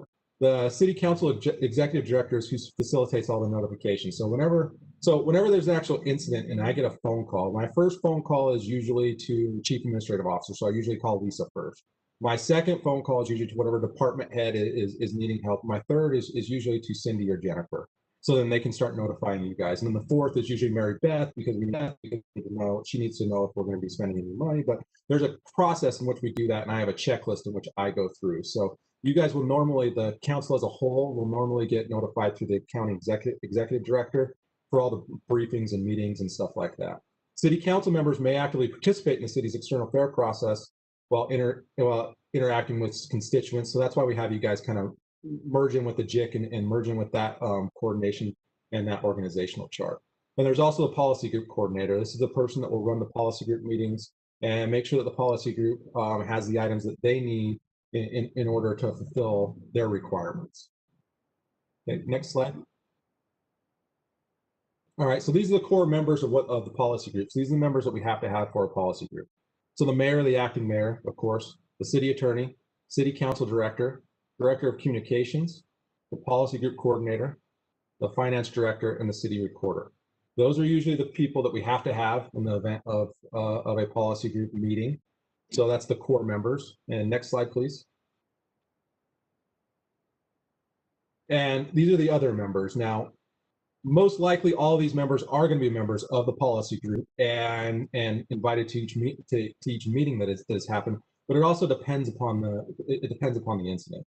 So some members are, of course, invited to the city council chair, the acting city council chair. So Chairman Wharton, you were a member of all our policy group meetings. You've been a part of all those. And now coming in, Councilmember Fowler will be able to start coming to those as he smiles, as he doesn't have to go, as Chairman Wharton doesn't have to go to those anymore. But she will be part of those, and we'll have those meetings in which we go through and give everybody an opportunity to speak. There's also the airport director, director of communications, chief information officer, community and economic development director, community and neighborhood, fire chief, human resource director, police chief, public services director, public utilities director, sustainability director, and others as dictated. So this could include even some private sector organizations. This could include some governmental voluntary organizations, some BOADs or some NGOs or stuff like that. So it could be a wide variety of people who are, it all depends on kind of the incident and what we're kind of needing at that moment. All right, next slide, please. Now, all this is fantastic. We have all the structure all set up, but we do have to have some requirements on kind of assembly and notification. So for any levels of activation or assembly, city should be able to have all the employees for the policy group and the EOC within about 120 minutes of activation assembled by the EM coordinator. That's our goal. Last exercise that we did, we actually got everybody in about 35 minutes. And the earthquake, we got everybody here within 45 minutes. That was kind of neat. Then we had some other people filter in, of course, who was needed. But so far we've hit that and we've been able to do that. We use I know you guys have seen some of the programs that we use. We have an employee notification program that we'll send out. And so we might use some of that. When appropriate, incident commander notified or unified commander should direct the public to receive initial and continuing updated information from the city no longer than 60 minutes from the onset of the event. So one of our main goals is to make sure that we at least got at least a, hey, this is what's going on from unified command or the incident commander within 60 minutes out for public, using the JIC to push that out, of course. The city's activation and notification system shall be exercised and shall be evaluated for enhancements and improvement with each exercise. Luckily, 2020, we've kind of exercised this over and over again. We've had quite a few activations from everything from windstorm to civil unrest to an earthquake to, of course, COVID to other issues. So this is how we kind of notify everybody. Next slide, please. Kind of talked about this a little bit, but city departments have the responsibility to notify the mayor at level 3. A lot of times I will if it's a big enough event, or if the city departments ask me to, or if the EOC has been activated at any level, I'll usually notify the at least the chief administrative officer that at least we've been activated. All right, in a level 2, there's notification by city departments, and usually we'll send that out to everybody. Whoever the head city department is, we usually set up a policy group training. We kind of like that to come out from them for the initial policy group training, because they're ultimately who's going to be responsible for the incident. We'll go over who's responsible for each incident here in just a second.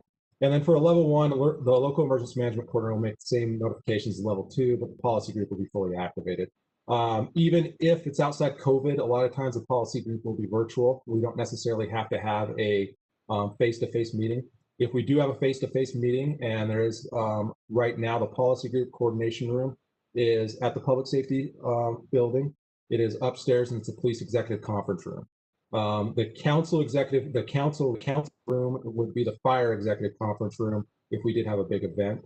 So we do know that's where you guys are supposed to be set up in the event of a big disaster. So if we have an earthquake and you guys don't have any kind of there's no telephone service, no anything, we recommend that you guys just come straight to the public safety building.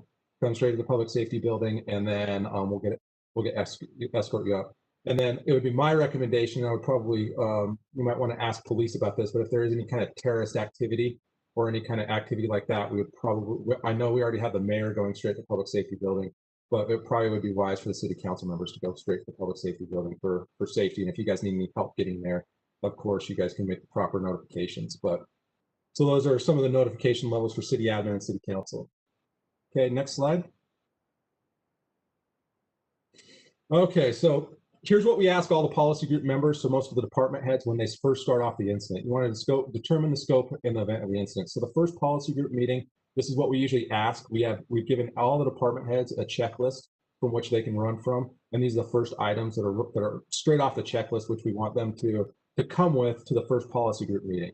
So we want to establish what kind of internal essential functions are affected by each department. What essential functions are anything the department needs to be up and operational within 12 hours and for 30 days. So that's a lot of essential functions. That goes from paying your employees to actually doing your everyday day-to-day business type stuff. And we also want to determine what external essential functions are affected, such as suppliers and other customers. We don't want to be we want to make sure that if our suppliers and all of our customers down the line are also affected, that means we have to go out and try for more help at a different level. So it's kind of good to have that idea once we come in. Now, we want to assess and determine if the COOP plan needs to be activated by each department. So they'll come in and let us know on each department's COOP plan is activated. Every department has a COOP plan. What that stands for is Continuity of Operations Plans. It outlines your essential functions, what you need to do your job. And every department has a various stage in their COOP development, but every department and the council has their own COOP plan. If you haven't seen it, I remember Amber was the one, the last I was working with it. Amber was one of the people who was working on that, and Ben was one of the people who were working on that. So if you need to see your COOP plan, I'm sure they can help you, or I can send you over a copy for the council. Next slide. Next slide, please. Okay, so when activating your COOP plan, we also want to make sure you have accountability or personnel and resources. That's one thing that we ask the departments to do right away, because we can't really do anything if we don't know what we have. All right, we want to determine the appropriate lines of succession so we're not violating any rules when it comes to spending money or any kind of authorities. So then we don't have any problems that come back. We want to identify any alternate facilities and start that process. We want to prioritize your essential functions. So you're going to go through, and hopefully we've already done that for a lot of them. We want to go through there and start working out those to make sure that they're working. We also want to prioritize your mission critical systems. It's going to be very, very handy for IMS, especially if we in an incident, if you can hand them a list of all the programs that you need, if you need a new computer or if you need something else in which they can set that up for you pretty easy. Okay, next slide. All right. Okay, so we do have calls and we have a conference bridge like I did talk to, and we'll send out that information. I did take a lot of the information off because that is need to know information when we have those meetings. So there will be a designated, the mayor or a designee from each department will be on those. We'll start the meeting, we'll go through a whole process. Each department will have a chance to ask questions and bring up their points. It's pretty easy, it's pretty simple. If for some reason the phone lines are not down, unfortunately, we jumped to City Command 1 on our 800 megahertz radios.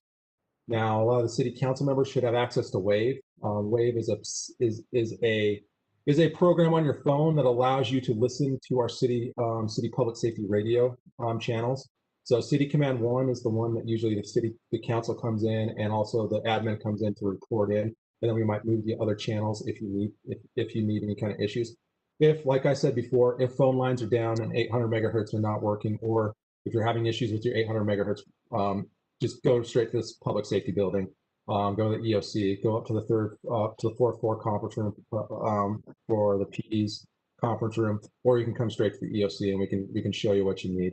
And if you need any items or anything like that, we have laptops, we have all sorts of stuff over here in the EOC. We even have phone chargers if you need it. If you have a really funky phone that you need some kind of charger for, let us know. We can get that for you and have all that stuff in case you need to come in. Okay, next slide. Okay. One thing that policy group is going to do at the start, they're going to identify any kind of special authorities. That's one thing that you guys kind of come in handy with. Any kind of authorities that we might need depending upon what's going on. Any kind of funding streams and total available is the amount of use. Just because it's a disaster doesn't mean that the laws of accounting just drop out. We still have to follow those. We still have to make sure that we follow a lot of the rules. And also FEMA as public services and also public utilities who have been through a couple of disaster declarations and some recovery processes. FEMA has a lot of requirements that they require for us to get reimbursed. So it's a lot, and that's one thing we got to keep in track. Our finance department does a fantastic job of doing that. They've been to a bunch of training on that. Lisa McCarver has filled out all the paperwork for both the Magna earthquake, which we just got word today that FEMA has authorized public assistance for the Magna earthquake. So the state will be sending out information on that. And then once we hear back on the windstorm, if the federal government gives us a declaration on that, we'll start moving through that process. All right, there are other types of resources and financial needs that might be needed. It just depends on the department, and that's what the EOC and the policy group is there to help out with. And then also the policy group is going to determine if a city disaster declaration is needed. A lot of times it's just better safe than sorry to do a disaster declaration because it opens up some authorities for us. Katie, and I don't know if Katie's still on, but she's the one who can really advise us on when we want to do that and how we want to do that. And then we want to make sure that the policy group and all the departments are tracking all of your expenses.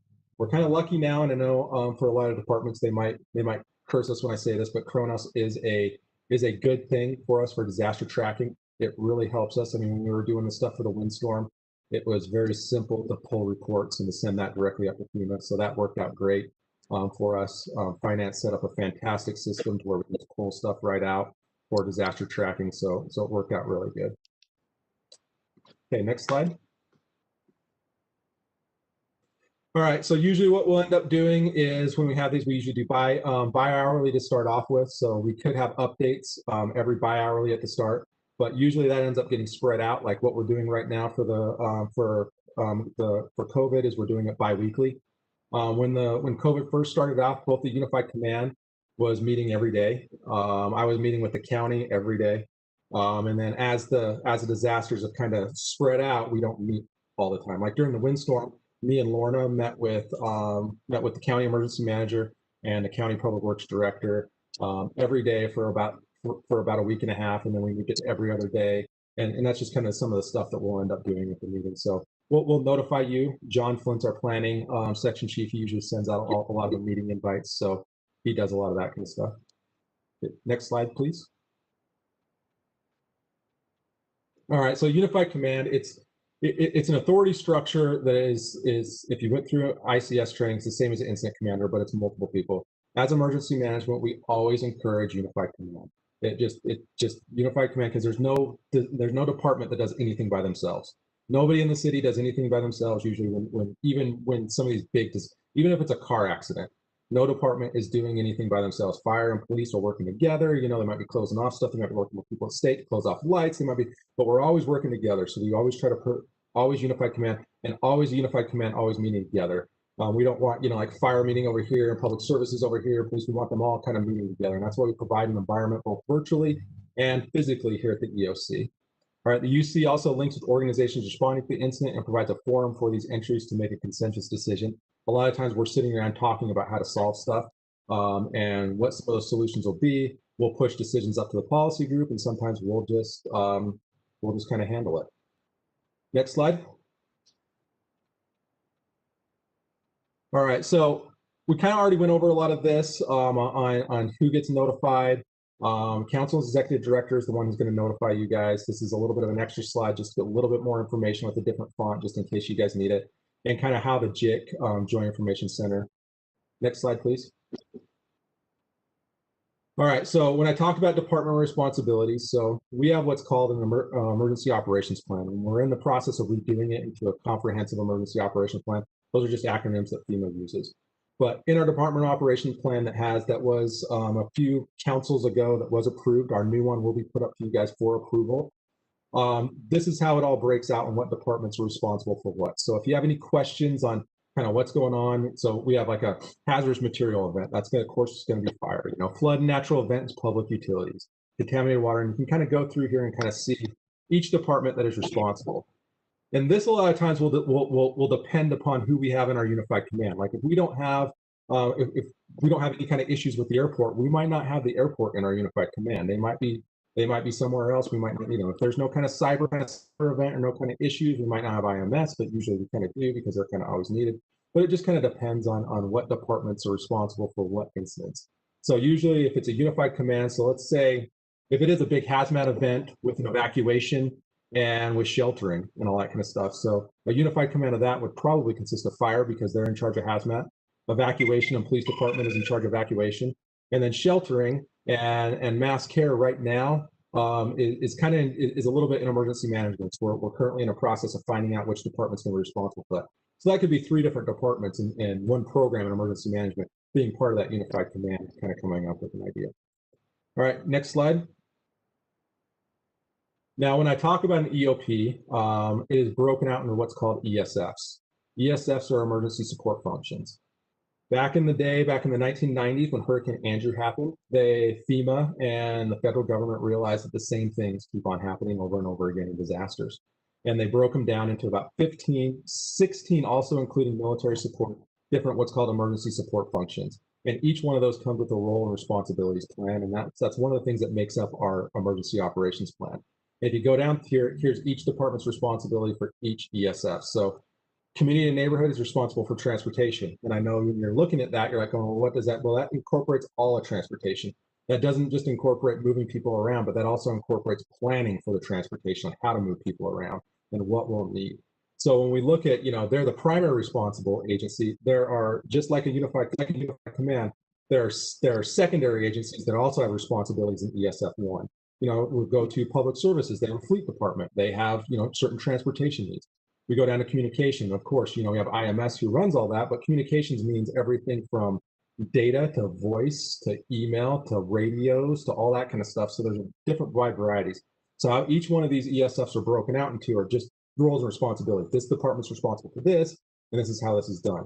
So one of the things that we're going to work on in emergency management in this year is redoing or updating all of these into what's going to be a new format, which is called a comprehensive emergency management plan.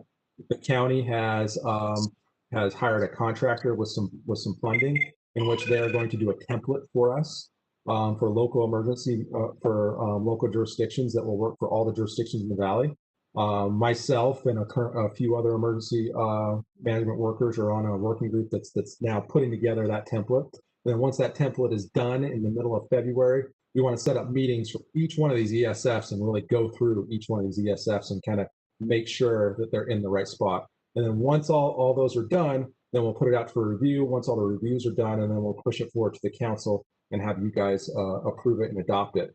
We have to, because of grant requirements, have to have an EOP that is adopted by our city council. It's just like some of our grant requirements where we have to do a certain amount of exercises. Like we have to do a functional exercise, which means like a little bit of boots on the ground type stuff. And we have to do tabletop level exercises in which we do certain forms and we do certain what's called an AER that we have to send into the state because of some of the grant funding that we get in which we're responsible for. Okay, next slide. All right, and then we also have what's called, and now everybody can, we have recovery support functions. So we have emergency support functions and recovery support functions. So if we didn't want to confuse you enough, we're going to confuse you even more. So there's a whole nother recovery plan that goes along with an emergency plan that is going to encompass a whole comprehensive emergency management plan. So these are some of our department emergency responsibilities. Right now, we do not have a local disaster recovery manager. That's something that we'll push up to the administration to decide on who they want that to be. That is technically not the emergency manager. It's usually someone who is, someone who's usually dealing with the public, dealing with recovery issues, someone who's of these like 6 that you see right here: community planning, economic, health and human services, housing, infrastructure, someone who has a general idea on all those type of issues. Okay, next slide. All right, and we also have some EOC resources. Like I said, we do have Web EOC. We have Wave. Wave is a system that will allow you to use city radios on your phone. If anybody needs access to that, just get in contact with me. I can set you up in an account and go through a little quick training with you. We actually need to take off this contact box. It is no longer supported. It was a nice item that we had, but we'll take that off. We have about 30 laptops that any department can use. Those laptops have about every single city program that all of our unified command has said that departments might need. We have these laptops here in the EOC. You can come in, you can check them out, and if you can use them. They're set up on a generic login, so you can come in and then you can log into your own email and do items like that. So we have those laptops. We also have radios. If you need a radio, you're in the middle of a thing, you don't want to keep on walking around with the phone, you can come by us and we can check you out a radio. All of our laptops have the CAD system on it, so if we need to come in here, we also have a very good ham radio program. John Flint, our preparedness coordinator, has done a great job with our ham radio program. And we have a ham radio room that's right outside the EOC that has voice and data ability. So if we need that, we have that available. In the event of an earthquake, a ham radio team is going to be very vital. We have plans already for them to go to strategic locations in the event of an earthquake or other big disasters. So John's done a great job on that. And if you guys want a briefing on that, he can handle that. And he's done fantastic with it. And we also have a mobile EOC. If need be, we can set that up with wherever we have solar panels, generators, that kind of stuff. Although we are trying to get rid of a red tent, I will let anybody know. Don't ever buy a red pop-up tent with sides on it, because once you set that up, when people go inside, it tints everything red and gives people headaches. So we're trying to get rid of a red pop-up tent in our mobile EOC and swap it out with a white one or a black one, so it doesn't cause any headaches. But we have a mobile EOC. We have laptops, printers, radios, all that kind of stuff in there. And we also have a GIS map program that is separated out by those ESFs. So Kevin Bell, he's a member, he works over at IMS. He has set up a GIS program for emergency management that is pretty fantastic. A lot of the other jurisdictions in the Valley are actually pretty jealous of it. Kevin has done a fantastic job. If anybody ever needs access to that, we're more than happy to help you with that. I mean, it has everything from where fire hydrants, where every fire hydrant is, where every pool is, all that kind of stuff. Pool is, all that kind of stuff. The age of the building, the likelihood it's going to survive an earthquake. I mean, he's done a fantastic job. He has LiDAR, other stuff in it. So it's fantastic. All right, next slide. All right, so that is the end of the presentation. So if we have any questions, sorry if I talk too fast. I am famous for talking fast because I'm just a fast talker. So if we have any questions, more than happy to help out. I hope this was informative and wasn't waste your guys' time. I want to appreciate and thank Chairman Wharton for all the help that you've done on the policy group, and I'm sure future Chairman Fowler and Emergency Management will get to know each other quite well with all the stuff and all the meetings that we'll end up having. So I look forward to that. If there are any other questions, more than happy. John and Audrey are also both on here, and Kenya's still on here too, if you guys have any questions. Thank you. Thank you. It was great to be a part of the policy group this year. It's really informative, and so thanks for having me. Any questions? I don't see any. Mr. Chair, if I may, I just wanted to say, I was looking at that list of the departments that are in charge of certain things when something happens, like extreme cold weather or a disease outbreak or a hurricane force winds or an earthquake, or and it was like the amount of boxes that we could check in just this last year was rather incredible, and the presentation was great. And I have to say, the first time that I was on the council and saw this presentation, I was like, man, we're not going to need all of these emergency services. You jinxed us. You jinxed us.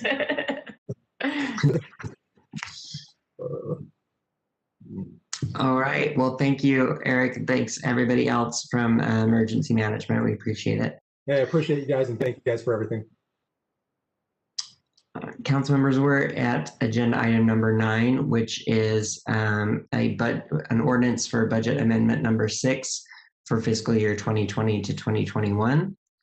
And with us, we have Ben Ludke from the council office, Mary Beth Thompson, Chief Financial Officer, and John Vike, the City Budget Director. Ben, I'll turn it over to you to get us started.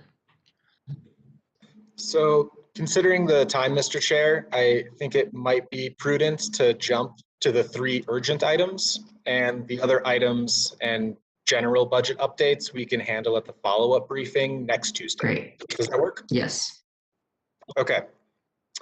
The first urgent item is D1. This is a request for the council to create a $300 million revenue budget for the airport to allow interim financing. The terms are currently under negotiation, and it's worth noting that the very low interest rates in the market are very favorable for this kind of short-term debt. Ultimately, that short-term debt will be refunded with longer-term debt. The 3 years of short-term debt would provide financial flexibility to the airport redevelopment project. If the council approves this item, then the administration will transmit a resolution for the council to consider that would authorize the issuance and sale of up to $300 million for this interim financing. And as part of that, a public hearing must be held after the resolution is approved and public notice is given. These are steps required under state law. So the administration requested a straw poll on this item, given the timing of the negotiations and when they anticipate having finalized terms available.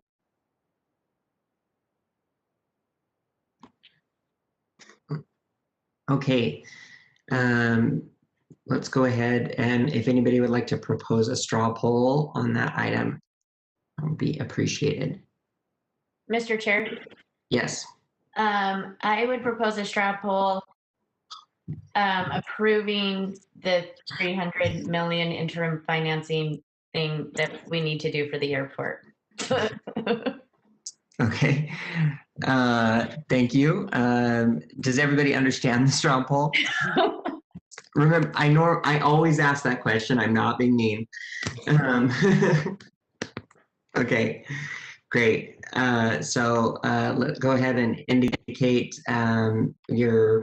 whether it's thumbs up or thumbs down. I'm seeing a thumbs up from Councilmember Fowler, from Councilmember Johnston, Dugan, Mono, Councilmember Valdemoros, also a thumbs up, and I'm a thumbs up as well.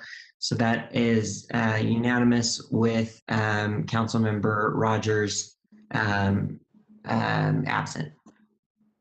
Also, Mr. Chair, can we just note that Director Wyatt does look like he's in this crazy command center, and I appreciate it. Yeah. My base, but Like, man, that's intense. He's got the clocks and everything. All right. Ben, we'll go back to you. Okay. That does look like a secure, undisclosed location. There are two more urgent items for the council. Next is item I1, which is a request to shift $797,000 from 2 housing programs in Funding Our Future to 2 other housing programs in Funding Our Future. Amanda, could you please put up the table showing the details for this item?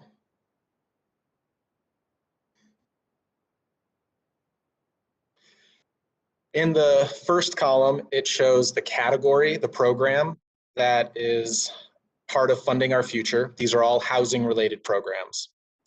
The second column shows the budget approved in the annual budget for fiscal year 21. The middle column shows the amount of funding that was requested in applications for each of the 4 programs. The difference column shows the amount of funding compared to the amount requested in the applications. So for the Community Land Trust, there were no applications. That $500,000 budget is still available. For the Landlord Assurance Program, only $53,000 was requested in applications, so $297,000 remains available. Conversely, for incentivized rent assistance and the service models for the most vulnerable, the funding requested in the applications significantly exceeds the available budget. And then in the last column, you can see the remaining budget, and this is the $797,000 that the administration is requesting the council approve shifting away from the Community Land Trust and Landlord Assurance Program and make that available to incentivized rent assistance and service models for the most vulnerable. You can take the table down, Amanda. Now, some important context to keep in mind is the $900 billion pandemic relief bill did include an extension for the national eviction moratorium, but only through January 31st. The bill also included $25 billion in rental assistance, which Utah is estimated to receive $214 million.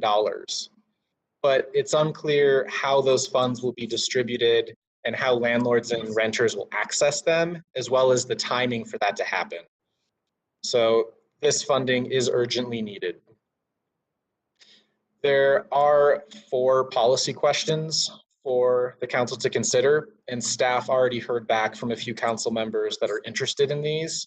So we'll follow up with the administration in writing to get responses to those. Are there any questions about those 4 programs or the $797,000 that the administration would like the council to shift between the programs? Councilmember Dollar. Thank you, Mr. Chair. I'm obviously, I'm supportive of shifting it. I just have a quick question, Lonnie, maybe you can help answer. Clearly, with that table that was just put up, we saw that there's obviously more need than we have money. Do you have a plan on how that $797,000 would be split between those 2 programs that have more of a need than the other 2 programs? No, okay. Yes, we do have a plan, and I'm looking for my colleague Barb is supposed to be on with me. Let me just see if I can do a quick note here. I apologize. There would be a split between 2 of the applications that came in that were not funded initially by the funding committee would be able to receive funding. And I'm trying to see if Barb Tobin is on, if she's going to be able to say exactly what the dollar amounts are. And I apologize, I don't have that being able to pull up on my computer right now.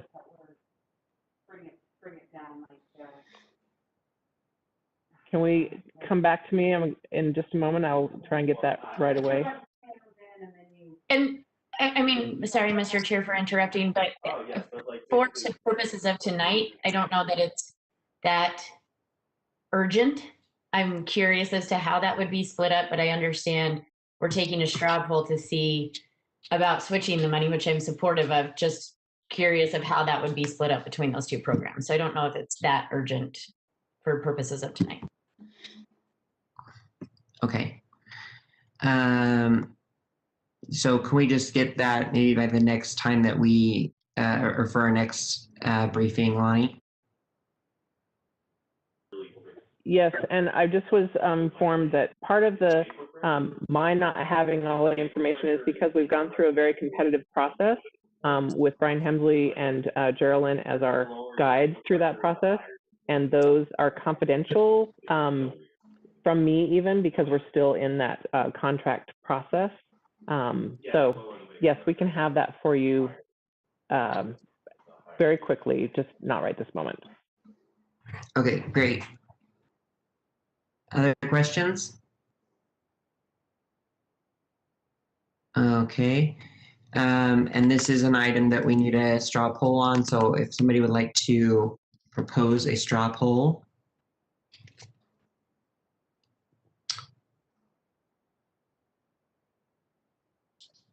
Mr. Chair? Yes.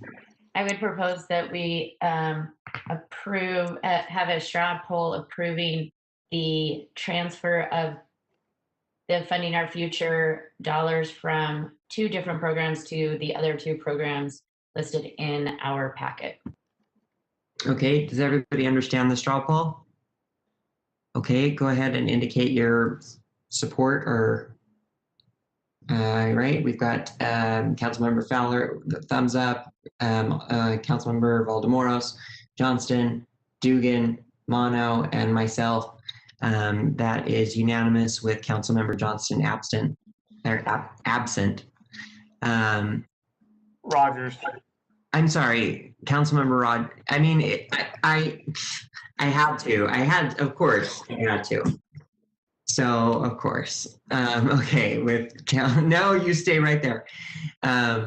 Okay, with Councilmember Rogers absent, that was unanimous support from all other council members. Okay. There's one more urgent item, Mr. Chair. Yes, move on to that, please. Thank you. Okay. The last item is I2. This is a request for $750,000 using one-time HUD grants authorized under the CARES Act for operations at the temporary winter shelter on North Temple, the Airport Inn.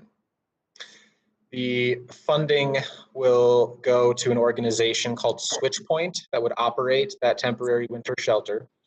They also operate a temporary winter shelter in Mill Creek City, and they operate a full-time year-round shelter in St. George. The council previously approved the full one-time HUD CARES Act grants, $7.1 million. That was approved, as well as the categories to spend it on, in an earlier budget amendment a couple months ago. The council also held public hearings on that item. This request before the council for the $750,000 is using the ESG, the Emergency Solutions Grant funding, and it's considering it separately from the other grants applications that the city received. Typically, the council would consider all of the applications for each grant together. The administration is requesting that this item be considered separately and straw polled today, given the urgent need for the funding and the temporary winter shelter to open. The recommendations from the Resident Advisory Board, as well as the mayor, were transmitted, and they're available in attachment 4. The council wanted to look at the other applications for the ESG grant. Both the advisory board and the mayor both recommended fully funding the $750,000 request. The state also received one-time ESG grant funding under the CARES Act, and the state is contributing $525,000 for operations of the temporary winter shelters in Mill Creek and the Airport Inn here in Salt Lake City. The county also received one-time HUD grant money under the CARES Act for ESG, and they're contributing $234,000 for operations of the Mill Creek temporary winter shelter. There are also several private contributions for security expenses at both of the locations. It's important to note that even if the council were to agree with the funding recommendations from the mayor and fully funded all of those recommendations, there would still be $460,000 in this one-time grant funding that doesn't have an application requesting it. This is very unusual. In the 5 years I've worked on HUD grant budgets, this has never happened. The grants for ESG are very competitive, and the applications have always exceeded the available funding. That is not the case with this one-time CARES Act grant money. So that's a discussion the council can have about what to do with that additional money when the council considers the full set of applications. There are a couple policy questions if the council is interested in discussing those topics with the administration, such as whether additional funding needs and requests are anticipated for operations of the temporary shelter, if there are conversations with the county to provide funding for operations at the Airport Inn, and if adequate budget remains for the waste disposal and temporary restroom facilities. Whatever the council decides on this item, it will be formalized in the HUD grant adoption resolution. So the straw poll is not the final step on the $750,000.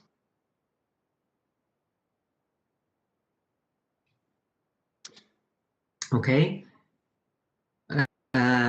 Any questions on that before I ask for a straw poll? Okay. Would anyone like to propose a straw poll?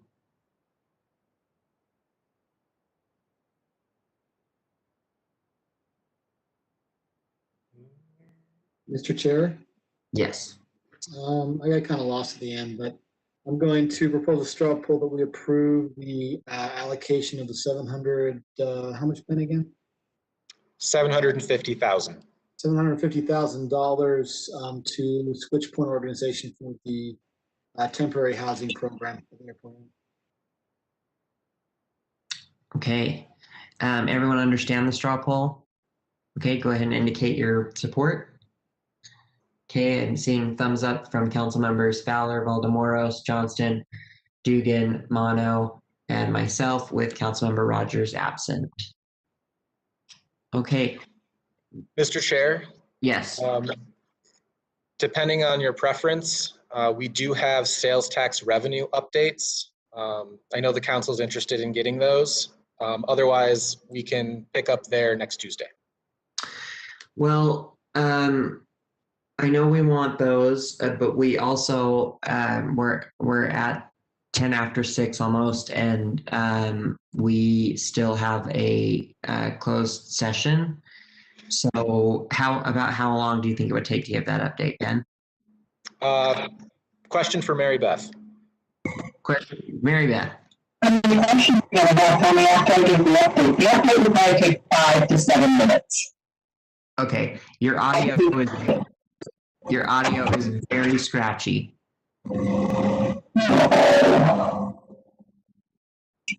And very loud. And very loud.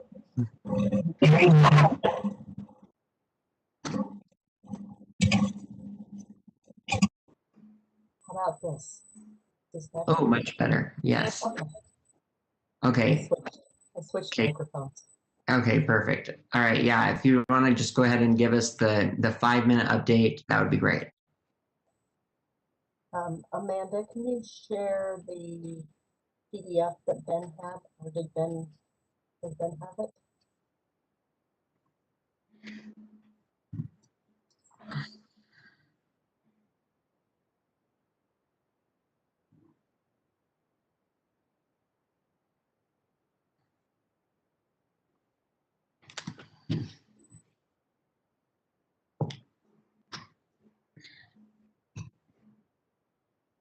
As we're waiting for that, council members, what I will talk to you about is the actuals that have been received and where we sit budget to actual right now, which is not on this chart.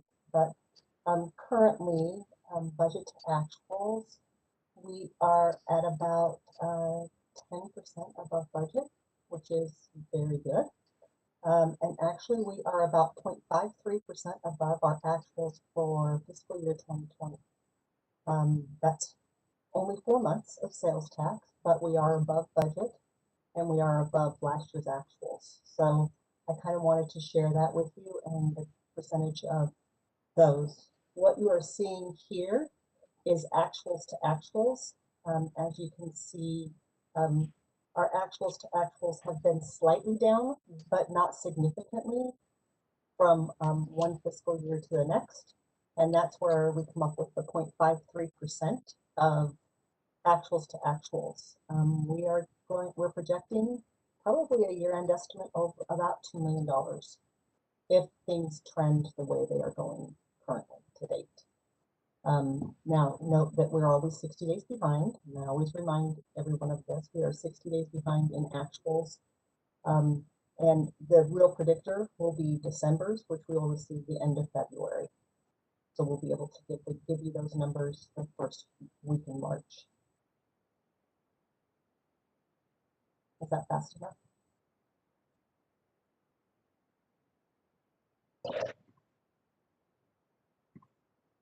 Okay, sorry, I don't see any. Does someone have one? Oh, okay, great. Thank you, Mary Beth. Thank you, Ben. Appreciate it very much. We are at, for our state legislative briefing, council members, I went ahead and scheduled that. I didn't schedule it, I just took it off the agenda. So that'll be up to our Madam Chair-elect. So we will go to agenda item number 11, which is report of the chair and vice chair. I don't have anything. Andrew, do you have anything? Okay, we'll go to announcements from Executive Director Cindy Gus Jensen. Okay, just one, and that is every year at this time we remind you that it's time to renew your conflict of interest forms. So if there's anything at all that has changed in your business or professional life that you need to update, staff can get you the forms and that type of thing. But it's always really important to have that as current as possible. And now is just the time of year when we do that. That's the only thing I have. So if there's no change, we don't need to sign a new one, right? That's correct. Okay. Okay, anyone have any questions about that? Great. Okay, that brings us to the end of our work session agenda. We do have, as I said, a closed session, which is scheduled to be for strategy sessions to discuss purchase, exchange, or lease of real property. Can I get a motion to adjourn and can move into our closed session? Or not, just move into closed session. Yes, Councilmember Fowler. Mr. Chair, I move that we go to a closed session for purposes of strategy sessions to discuss purchase, exchange, or lease of real property and advice of counsel. I always just throw that in there. Okay. Thank you, Councilmember Fowler. I have a motion. Is there a second? Second. I have a motion from Councilmember Fowler and a second from Councilmember Dugan. Is there any discussion of this item? Seeing none, we'll go ahead and proceed to a roll call vote. Councilmember Johnston. Yes. Councilmember Valdemoros. Yes. Councilmember Mono. Yes. Councilmember Dugan. Yes. Councilmember Fowler. Yes. and I'm a yes as well. That is unanimous with Councilmember Rogers absent. Everybody go ahead and move to the separate link for the closed session. See you over there.